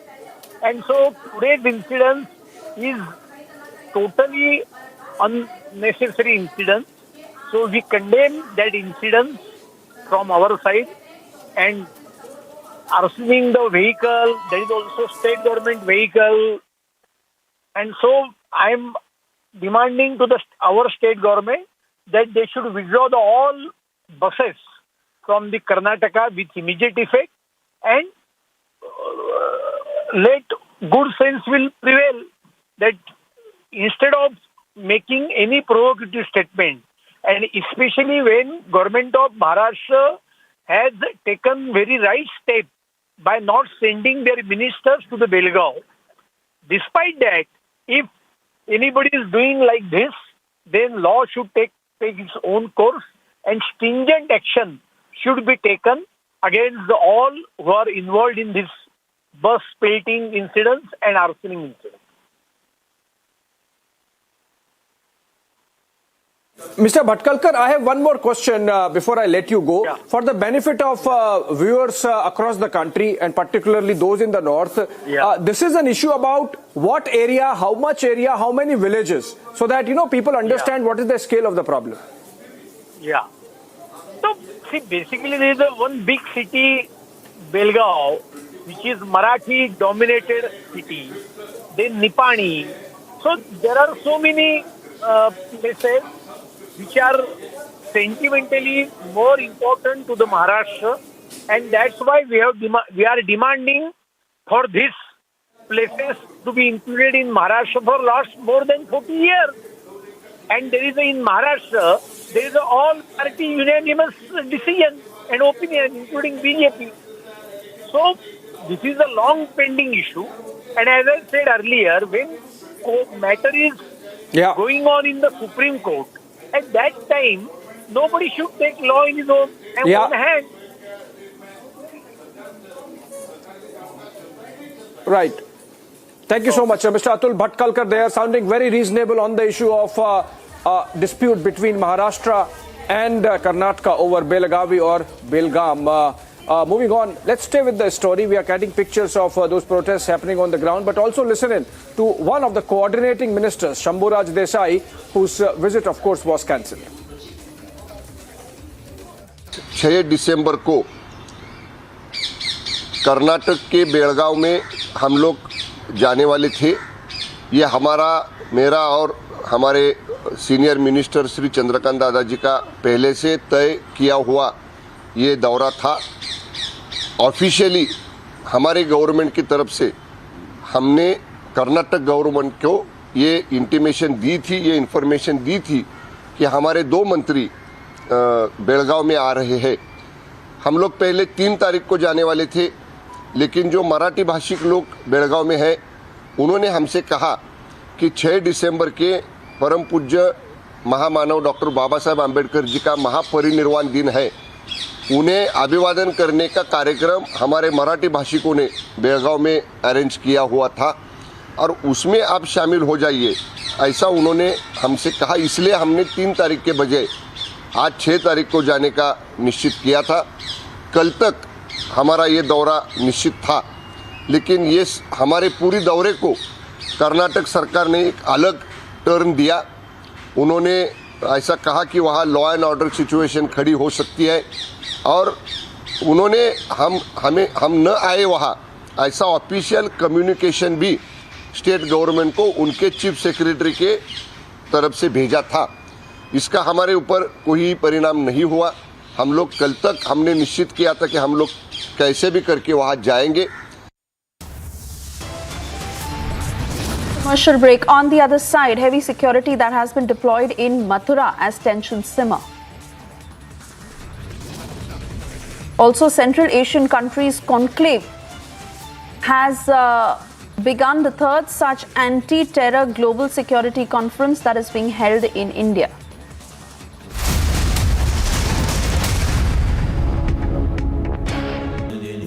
Amity has been ranked India's #1 not-for-profit private university for 10 years, with top 10 ranked institutions in management, engineering, biotech, law, masscom, telecom, hospitality, fashion and more.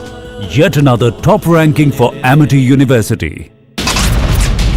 The 10th anniversary of the former Chief Minister of Tamil Nadu, J. Jayalalitha. VK Shashikala, along with her cadres, have gathered here to pay respects to the former Chief Minister of Tamil Nadu.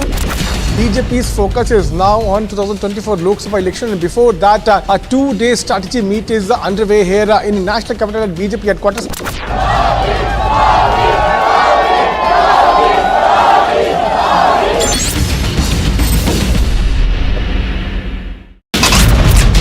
That in itself, this connect underscore the popularity of Narendra Modi with his people. Amit Shah's huge supporters and cadres can clearly be seen. Chants of Bharat Mata Ki Jai and Jai Shri Ram could clearly be heard.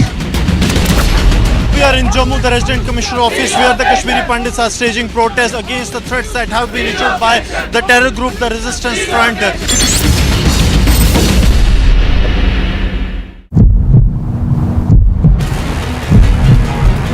We are in Jammu, the Resident Commissioner Office, where the Kashmiri Pandits are staging protests, and this protest is against the threats that have been issued by the terror group, the Resistance Front. The terror group has issued a list of 56 Kashmiri Pandit employees. This Kashmiri Pandit community has been on the target of the terror group for a long, and yesterday itself they have issued another threat to these Kashmiri Pandit employees.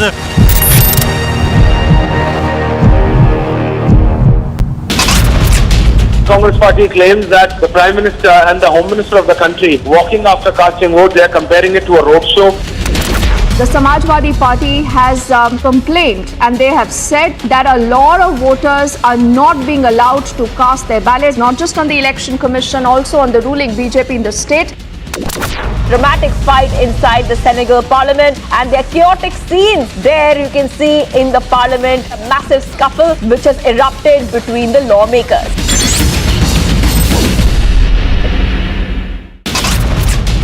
The death anniversary of the former Chief Minister of Tamil Nadu, J. Jayalalitha. VK Shashikala, along with her cadres, have gathered here to pay respects to the former Chief Minister of Tamil Nadu.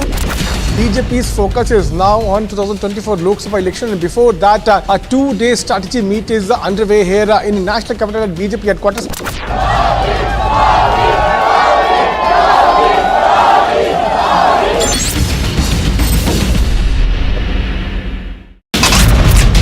That in itself, this connect underscore the popularity of Narendra Modi with his people.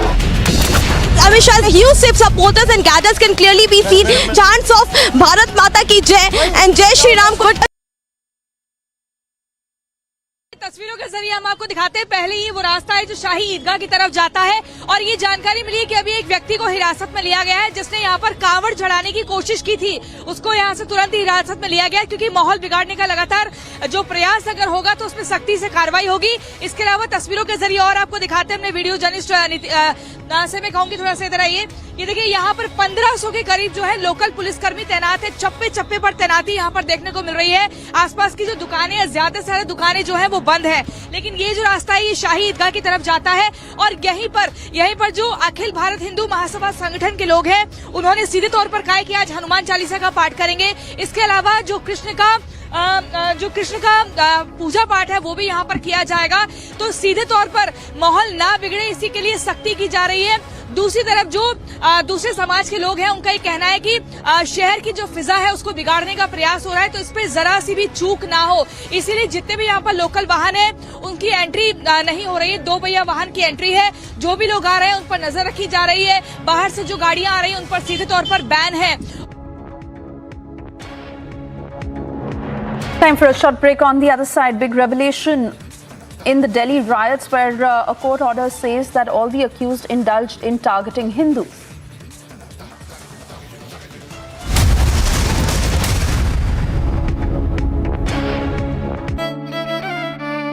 मेरी नजरों से चुना, तेरी हरकतों से सुना, कभी जीती तू, कभी मैं हारा, फिर भी खूबसूरत है ये नजारा, क्योंकि इसमें है गुला। कुछ मेरा, कुछ तुम्हारा। अमेजिंग स्पेसेस के लिए ग्रीन लैम लैमिनेट्स, कुछ मेरा, कुछ तुम्हारा।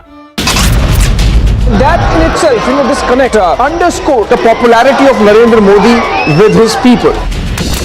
Amit Shah's huge supporters and cadres can clearly be seen. Chants of Bharat Mata Ki Jai and Jai Shri Ram could clearly be heard. We are in Jammu, the Resident Commissioner Office, where the Kashmiri Pandits are staging protests against the threats that have been issued by the terror group, the Resistance Front.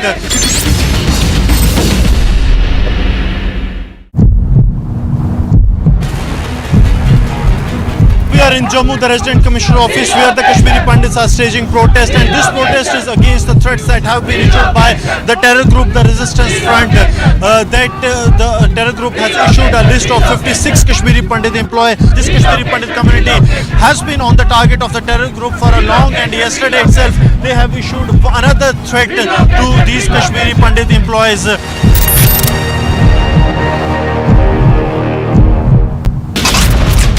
Congress party claims that the Prime Minister and the Home Minister of the country walking after casting vote, they are comparing it to a roadshow.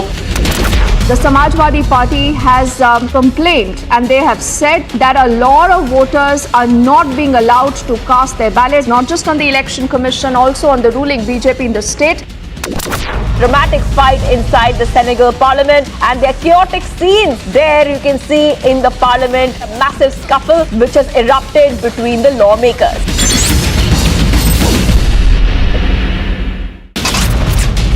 The death anniversary of the former Chief Minister of Tamil Nadu, J. Jayalalitha. VK Shashikala, along with her cadres, have gathered here to pay respects to the former Chief Minister of Tamil Nadu. BJP's focus is now on 2024 Lok Sabha election, and before that, a two-day strategy meet is underway here in national capital at BJP headquarters.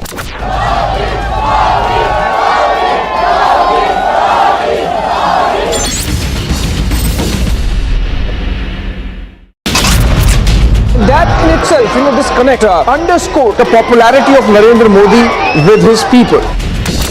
Amit Shah's huge supporters and cadres can clearly be seen. Chants of Bharat Mata Ki Jai and Jai Shri Ram could clearly be heard. We are in Jammu, the Resident Commissioner Office, where the Kashmiri Pandits are staging protests against the threats that have been issued by the terror group, the Resistance. CPIM General Secretary Sitaram Yechury on Monday questioned the credibility of One Earth, One Family theme of India's G20 presidency, claiming the alarming levels of communal polarization destroying the foundations of the declaration announced by Prime Minister.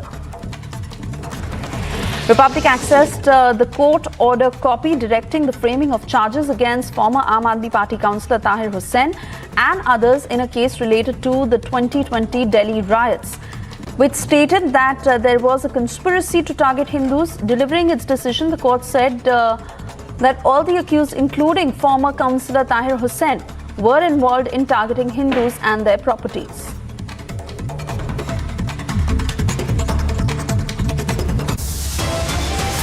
Slipping into a short commercial break, on the other side getting you details as politics is escalating over G20 theme. Sitaram Yechury has questioned its credibility.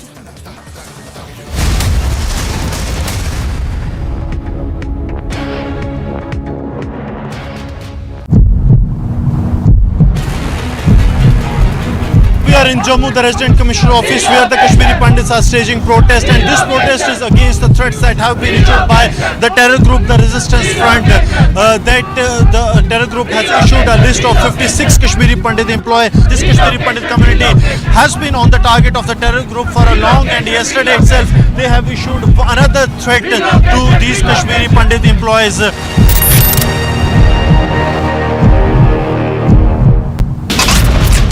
Congress party claims that the Prime Minister and the Home Minister of the country walking after casting vote, they are comparing it to a roadshow. The Samajwadi Party has complained, and they have said that a lot of voters are not being allowed to cast their ballots, not just on the Election Commission, also on the ruling BJP in the state. Dramatic fight inside the Senegal Parliament, and there are chaotic scenes there you can see in the Parliament. A massive scuffle which has erupted between the lawmakers.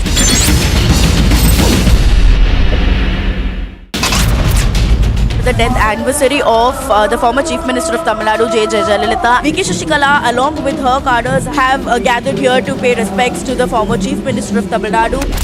BJP's focus is now on 2024 Lok Sabha election, and before that, a two-day strategy meet is underway here in national capital at BJP headquarters.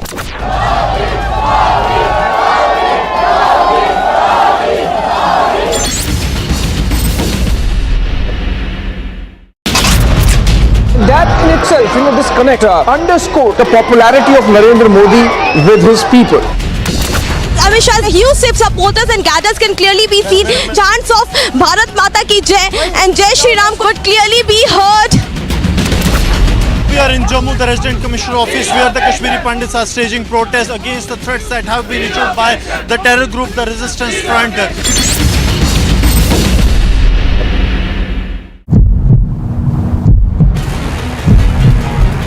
We are in Jammu, the Resident Commissioner office, where the Kashmiri Pandits are staging protest, and this protest is against the threats that have been issued by the terror group, the Resistance Front. The terror group has issued a list of 56 Kashmiri Pandit employees. This Kashmiri Pandit community has been on the target of the terror group for a long, and yesterday itself they have issued another threat to these Kashmiri Pandit employees.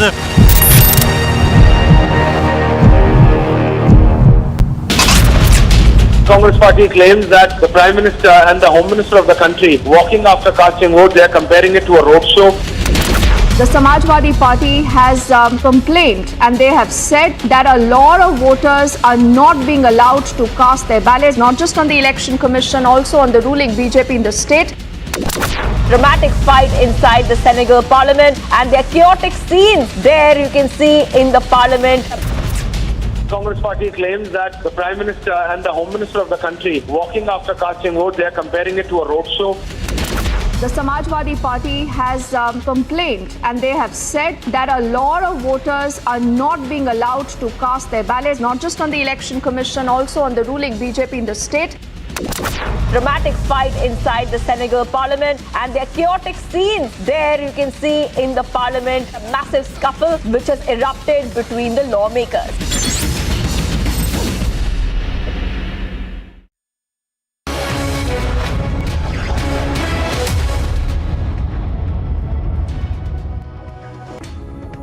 It's time for Superfast 50. I'm Shivangi Shukla. Let's get started. CPIM General Secretary Sitaram Yechury on Monday questioned the credibility of the One Earth, One Family theme of India's G20 presidency, claiming the alarming levels of communal polarization is destroying the foundation of the declaration announced by the Prime Minister. Republic accessed the court order copy directing the framing of charges against former Aam Aadmi Party Councillor Tahir Hussain and others in a case relating to 2020 Delhi riots case, which states that there was a conspiracy to target Hindus. Delivering its decision, the court had said that stated all accused, including former Councillor Tahir Hussain, were involved in targeting Hindus and their properties. Security has been beefed up in Mathura and UP following the Akhil Bharat Hindu Sabha's call for reciting Hanuman Chalisa inside Shahi Masjid Eidgah, with the district police chief asserting that no new tradition or ritual would be allowed. Soon after the Delhi court allowed the framing of charges against former Aam Aadmi Party leader Tahir Hussain and others, the Congress played down the bid to target Hindus, which was noted in the court order. Congress leader Rashid Alvi said that they are criminals. There is no need to turn the case in terms of Hindus and Muslims. Unfortunately, it's the BJP-led central government which is responsible for what happened in Delhi. There is no Hindu, no Muslim. They are criminals. Why do you say that he is a Muslim and he is a Hindu? For last 8 years it is happening in this country that Hindus have done this, Muslims have done this. They are criminals. Law should take its own course. They should be punished, whoever one is. But unfortunately this government, Bharatiya Janata Party government, they are responsible for everything whatever had happened here in Delhi. TMC has claimed that the Gujarat police has detained its spokesperson Saket Gokhale, further terming it a political vendetta. In a tweet, TMC national spokesperson Derek O'Brien said that Gokhale was detained over a cooked-up case that refers to his tweet on the Morbi tragedy. After Lashkar affiliate TRF issued a hit list and released names of Kashmiri Pandits who were on their radar, the Pandits in the valley wrote a letter to school officials refusing to attend schools as they are gripped in fear, further staging a protest. Union Home Secretary Ajay Kumar Bhalla chaired a high-level security review meeting on Jammu and Kashmir. The meeting was held in the Ministry of Home Affairs and the hybrid mode with senior officials of the ministry. Joining it in the presence of Director Intelligence Bureau Tapan Deka and National Investigation Agency Director General Dinkar Gupta, among others, present physically.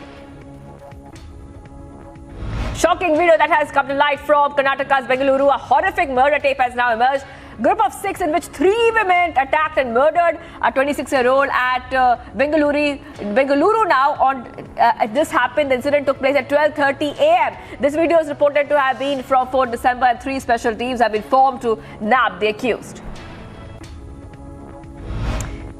World Bank has now revised its GDP growth forecast for India to 6.9% from 6.5% earlier. World Bank India Development Update said that India is affected by spillovers from the US and China.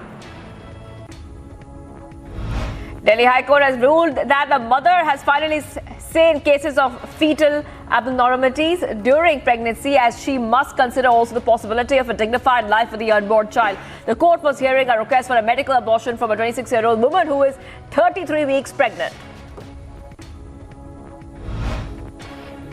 As the entire nation pays homage to the architect of Indian Constitution, Dr. Ambedkar, Prime Minister Modi too paid floral tribute to Ambedkar on the death anniversary.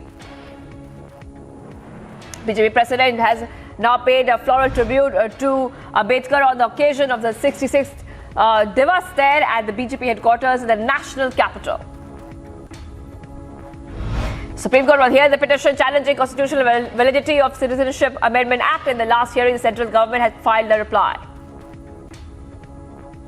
SFI leader has now admitted in the hospital after being attacked by students in Wayanad in Kerala. 4 persons were arrested for allegedly injuring a person called Aparna Gauri. Now, Aparna Gauri is a district joint secretary of SFI in Wayanad, and violence that ensued after the union election at a government polytechnic college. On Batra, 20th standard student at BSF Senior Secondary School, Jammu, has added another feather as India's first open source satellite InCube developed by him is going to be launched this month with the help of Indian Space Agency ISRO. In India, the cost for this launch is around 20 to 80 lakhs, while in foreign countries this price can go up to into crores. He said that every satellite launched into the space has special mission. National security advisors from Central Asian countries met with their Indian counterparts Ajit Doval today to discuss Afghanistan counter-terrorism and connectivity. The meeting is a follow-up to the extensive Indian engagements with landlocked Central Asia to fashion a seaward connectivity route bypassing Pakistan, as well as to now go ahead and stabilize the country of Afghanistan. Wake of heavy rainfall alert, 6 teams of the National Disaster Response Force have been deployed in the various parts of Tamil Nadu. After recent threats from terror groups, Kashmiri pundits, employees in Kashmir schools write to authorities. Kashmiri pundits say that they cannot attend schools due to fear from terror threat. A 5-judge constitutional bench is to start hearing a batch of petitions challenging constitutionality of the laws permitting Jallikattu and bull cart race in states like Tamil Nadu, Karnataka and Maharashtra. Days after Punjab CM Bhagwant Mann claimed that the mastermind in the Punjabi singer Sidhu Moosewala murder case, Goldie Brown, has been detained by the US authorities in USA, BJP and Akali Dal have raised doubts about the credibility of the news. Aam Aadmi Party National Convener Arvind Kejriwal has thanked the people of Delhi after exit polls predicted a win for the party in the Delhi municipal election, and also said the prediction for the party in Gujarat was a positive sign. मैं दिल्ली के लोगों को बधाई देता हूं। मैं उम्मीद करता हूं, कल मैं देख रहा था नतीजे, आम आदमी पार्टी के काफ़ी अच्छे नतीजे आए और जनता ने फिर से भरोसा जताया है, आम आदमी पार्टी पे भरोसा किया है। तो मैं उम्मीद करता हूं कि ऐसे ही नतीजे आएंगे और कल इंतज़ार करते हैं। Amid the raging border dispute with Maharashtra, Karnataka Chief Minister Basavaraj Bommai has said that the harmony between people of both states should not be disturbed, and expressed his government's commitment to protect the state's borders in the interest of Karnataka's here and in other states. National Security Advisor Ajit Doval met his counterparts in Central Asia. India Central Asia states released joint statement mentions no sanctuary to be provided to UN designated terror organizations. Posters of Ambedkar and saffron clothing and sacred ash and kumkum on forehead were put up in Thanjavur district, and VCK cadres have immediately taken notice of the same and removed the posters from the location. Meanwhile, in Thanjavur, BJP cadres tried to garland the statue of Ambedkar, and VCK cadres did not allow the BJP cadres and stopped them. Both parties' cadres staged a road roko. The Supreme Court will hear the bail pleas of Christian Michelle James, an alleged middleman in the Augusta Westland chopper scam, in which CBI and Enforcement Directorate have lodged 2 separate cases. A bench comprising of Chief Justice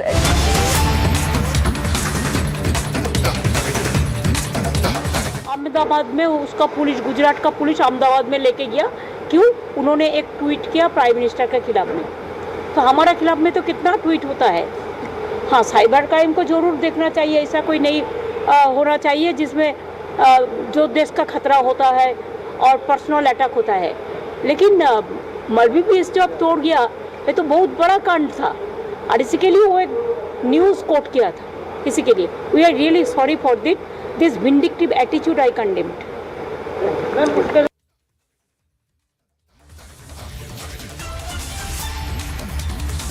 West Bengal CM Mamata Banerjee on the TMC leader's detention. Remember that TMC spokesperson Saket Gokhale was detained by Gujarat Police Cybercrime Branch and is now being taken to Ahmedabad for further investigation. Mamata Banerjee speaking on this issue right now. She has said that he is detained as he tweeted against PM Modi and he has done no mistake. Now, these are comments coming in from Mamata Banerjee as the TMC leader, the TMC spokesperson was detained by Gujarat Police's Cybercrime Branch team as well.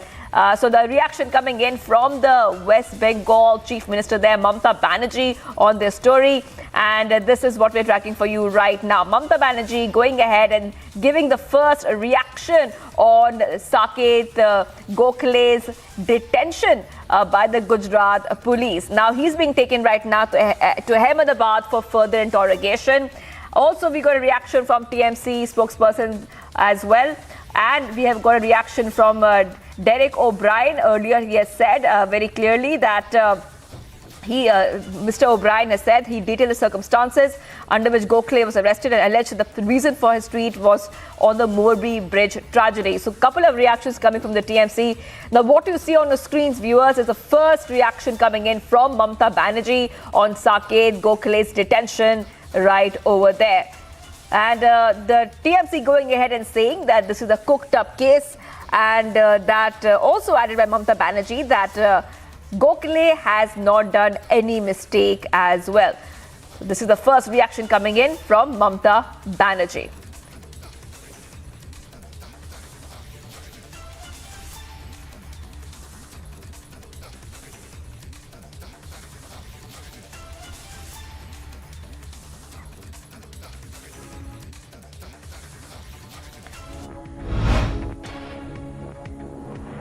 All right, viewers, let's continue with Superfast 50 now. A male body was found in a district park in Sector 19, Doiraka. The deceased was identified as ASI in Traffic Unit of Delhi Police. Gunshot injury by a service pistol is suspected. Crime and FSL teams have examined the spot. IED detected in South Kashmir. Shopia bomb disposal squad and now called. Traffic has been stopped at South Kashmir's village of Shirmal. RJD Chief Lalu Prasad Yadav has undergone a kidney transplant surgery successfully at a hospital in Singapore. Prasad went under the knife along with daughter Rohini Acharya, who donated one of her kidneys to her father. Taking suo notice of journalist Arshad Sharif's killing, now Supreme Court of Pakistan has directed the government to register a first information report by today. During the hearing, the Apex Court also directed the authorities concerned to submit the report of the fact-finding committee by today. At least 5 people were killed when a blast hit a vehicle carrying oil workers in northern Afghanistan. The cause of the blast was not immediately clear.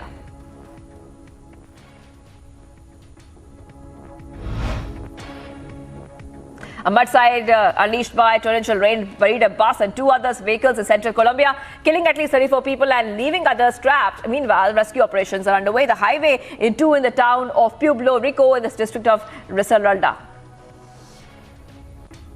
Many people on the big island of Hawaii are bracing for a major upheaval of lava. The lava coming from Mauna Loa volcano slides across key highways. It has blocked the quickest route, which is connecting the 2 sides of the island. The molten rock could make the road impassable and forced drivers to find alternate coastal routes.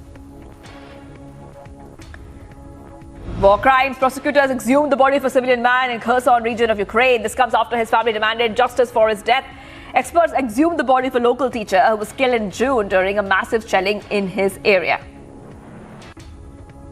Red Cross members have been now going ahead and evacuating and rescuing residents of Kupiansk district following the liberation of parts of Kharkiv region from Russian occupation. The city of Kupiansk and the surrounding villages and towns were retaken. Since then, the area has been under daily shelling.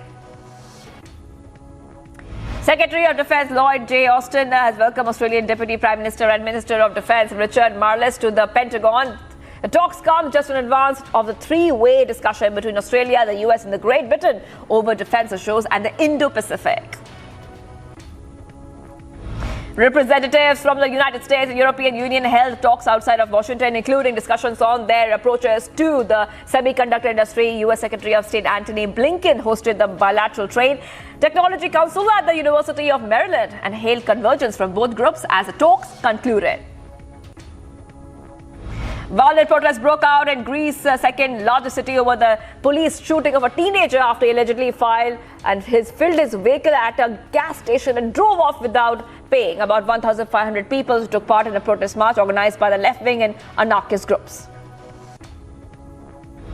Train services in Nigeria's capital city have resumed. This comes 8 months after assailants attacked a train with explosives and gunfire. 7 people were killed and dozens of passengers were abducted. Only a handful of passengers and armed security personnel were on the first trip from Abuja to neighboring Kaduna state. Alaska governor was sworn in for a second term, saying his goal is to work with everybody to create an Alaska for the next 50 years. The Republican last month became the first Alaska governor since Democrat Tony Knowles in 1998 to win back-to-back terms. Western countries imposed a $660 per barrel price cap and a ban on some types of Russian oil. The Kremlin rejected the move, where Ukrainian President Zelensky criticized it as insufficient, and now the White House says that they are not surprised by Russia's reaction to European Union oil price cap. Brazilian fans celebrated victory in a match that gave them a direct ticket to the next round of the World Cup. Neymar scored a goal in his return from injury, and Brazil beat South Korea 4-1 to advance to the quarterfinals of the World Cup.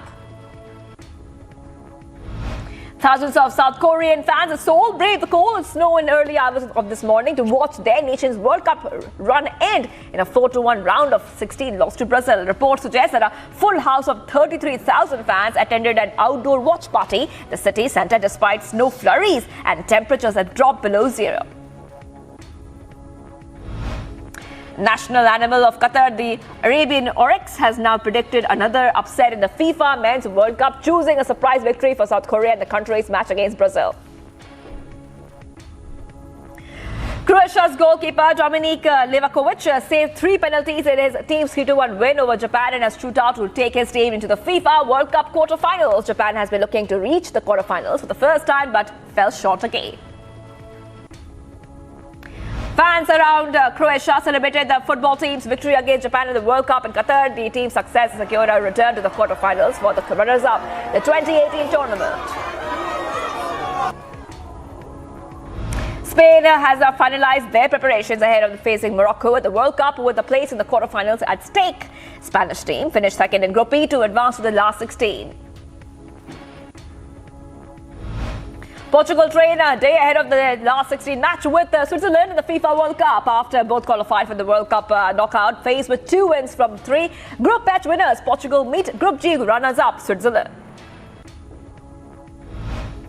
England pulled off one of their greatest victories with a 74-run win over Pakistan in the first test in Rawalpindi. With the sun dropping at the end of tension-filled final day, England took the last wicket with only minutes of light remaining. Thousands watched Brazil beat South Korea as the nation also cheered for the recovery of the soccer king Pelé. The 82-year-old Pelé is now recovering from an infection that was aggravated by COVID-19, leaving fans in Brazil and Qatar worried about his condition. The All India Women's Selection Committee has now picked India Under-19 women's squad for the upcoming bilateral away T20 series against South Africa. Under-19 and 18-year-old Indian opener Shafali Verma will lead Team India at the inaugural Under-19 Women's T20 World Cup.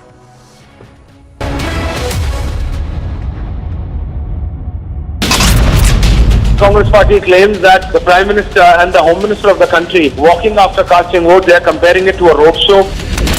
The Samajwadi Party has complained, and they have said that a lot of voters are not being allowed to cast their ballots, not just on the Election Commission, also on the ruling BJP in the state. dramatic fight inside the Senegal parliament, and there are chaotic scenes there you can see in the parliament, a massive scuffle which has erupted between the lawmakers.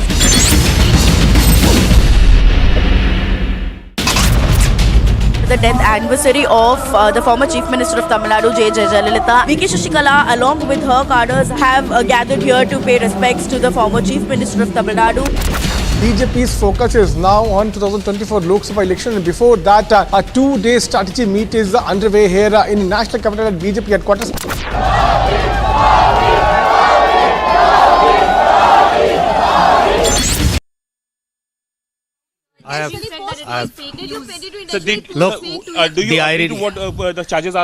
The irony of the situation is that my tweet was about Morbi. I have been arrested and the owners of Oreva company have not been arrested yet. That just shows the priority. But that was a fake tweet. The IP fact checker said that for misleading information. Was it true that you were actually peddling fake That is for the judiciary to decide. Sir, but you have one thing is for sure that it was Morbi you are trying to fake. You are trying to post a fake information, especially at a sensitive time like Morbi. Sir, at a sensitive time like Morbi, a tragedy that police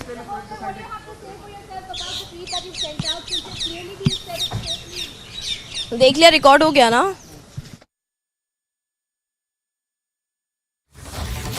That's the first reaction coming in from Saket Gokhale, TMC spokesperson. We have confronted, Republic TV has confronted, going ahead and confronted Saket Gokhale, and where he has said that I am detained, but the Oreva owners are not yet arrested. So that is what he has said right now, talking to Republic TV exclusively. These are exclusive conversation that we only have in Republic TV. Let's go to Priyanka. Priyanka, you spoke to him, you confronted him, and he has said something exclusively to Republic TV. Tell our viewers exactly what he has said. He's right now in Ahmedabad for further interrogation.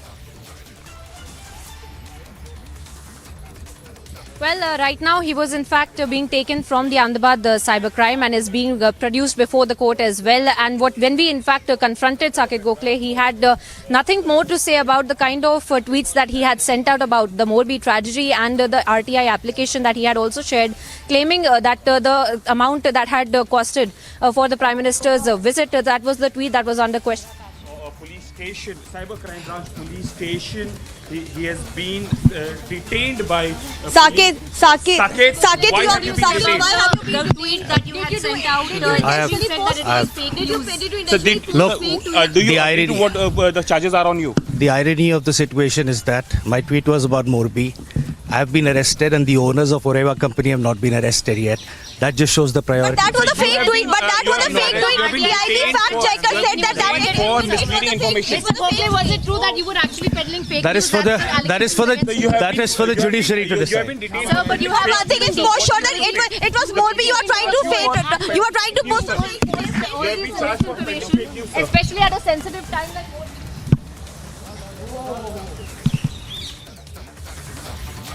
All right, Priyanka, you are joining us live. You were speaking to him. You were tracking Gokhale. Go ahead and tell us what exactly he told Republic TV exclusively, Priyanka.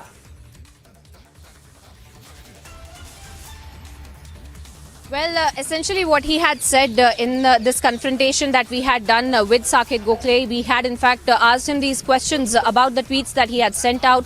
And of course, the tweets are under question, over which he has been taken into custody. And the police had also stated that the allegations against him and the charges against him are essentially that of spreading misinformation during the time of the Morbi tragedy and during the time that the Morbi tragedy in fact had been going on there. And he had tweeted out about the RTI application and RTI reply about the Prime Minister's visit to Morbi, and the police also had more to add about how those tweets in fact were not true, and the amount that had also been mentioned in that was also not true, is something that the police has stated. And they've also said that they will be questioning Saket Gokhale about his meaning for his essential reason for sending out this tweet, and why in fact he had sent out this particular tweet as well, saying that this was essentially misinformation during the time that it was extremely sensitive, that there were so many people that had lost their lives. There were 135 people that had had in fact lost their lives in that tragedy. And during the time that this kind of a misinformation might have only hurt the public sentiments as well, and it would have just riled up the situation and might have also created a law and order situation as well, is something that the police has to say now. And those are the reasons and the arguments that they will be presenting before the court as and when Saket Gokhale is in fact taken to the Ahmedabad court so that his remand can be sought for by the Ahmedabad cybercrime, who will be questioning him further about these tweets, and then they will be further on taking his interrogation, and then we're being told by the evening they will also be addressing the media about this entire matter. Right. Priyanka, hold on, because I want our viewers to watch that confrontation that you and Harsha have done. Let's play that out for our viewers.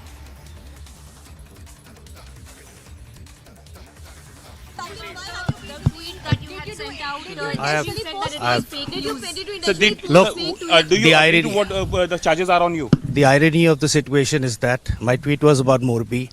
I have been arrested, and the owners of Oreva company have not been arrested yet. That just shows the priority. But that was a fake tweet. The IP fact checker said that Was it true that you were actually peddling fake that is news? that is for the judiciary to decide. Sir, but you have one thing is more sure that it was Morbi. You are trying to fake it. You are trying to post all this misinformation, especially at a sensitive time like Morbi. Sir, at the sensitive time like Morbi, a tragedy does not police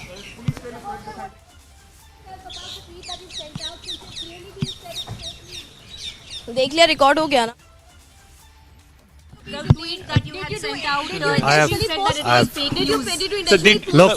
The irony, what the charges are on you. The irony of the situation is that my tweet was about Morbi. I have been arrested, and the owners of Oreva company have not been arrested yet. That just shows the priority. But that was a fake tweet. The IP fact checker said that Was it true that you were actually peddling fake that news? That is for the judiciary to decide. Sir, but you have one thing is more sure that it was Morbi. You are trying to fake it. You are trying to post all this misinformation, especially at a sensitive time like Morbi. Sir, at the sensitive time like Morbi, a tragedy does not police will decide.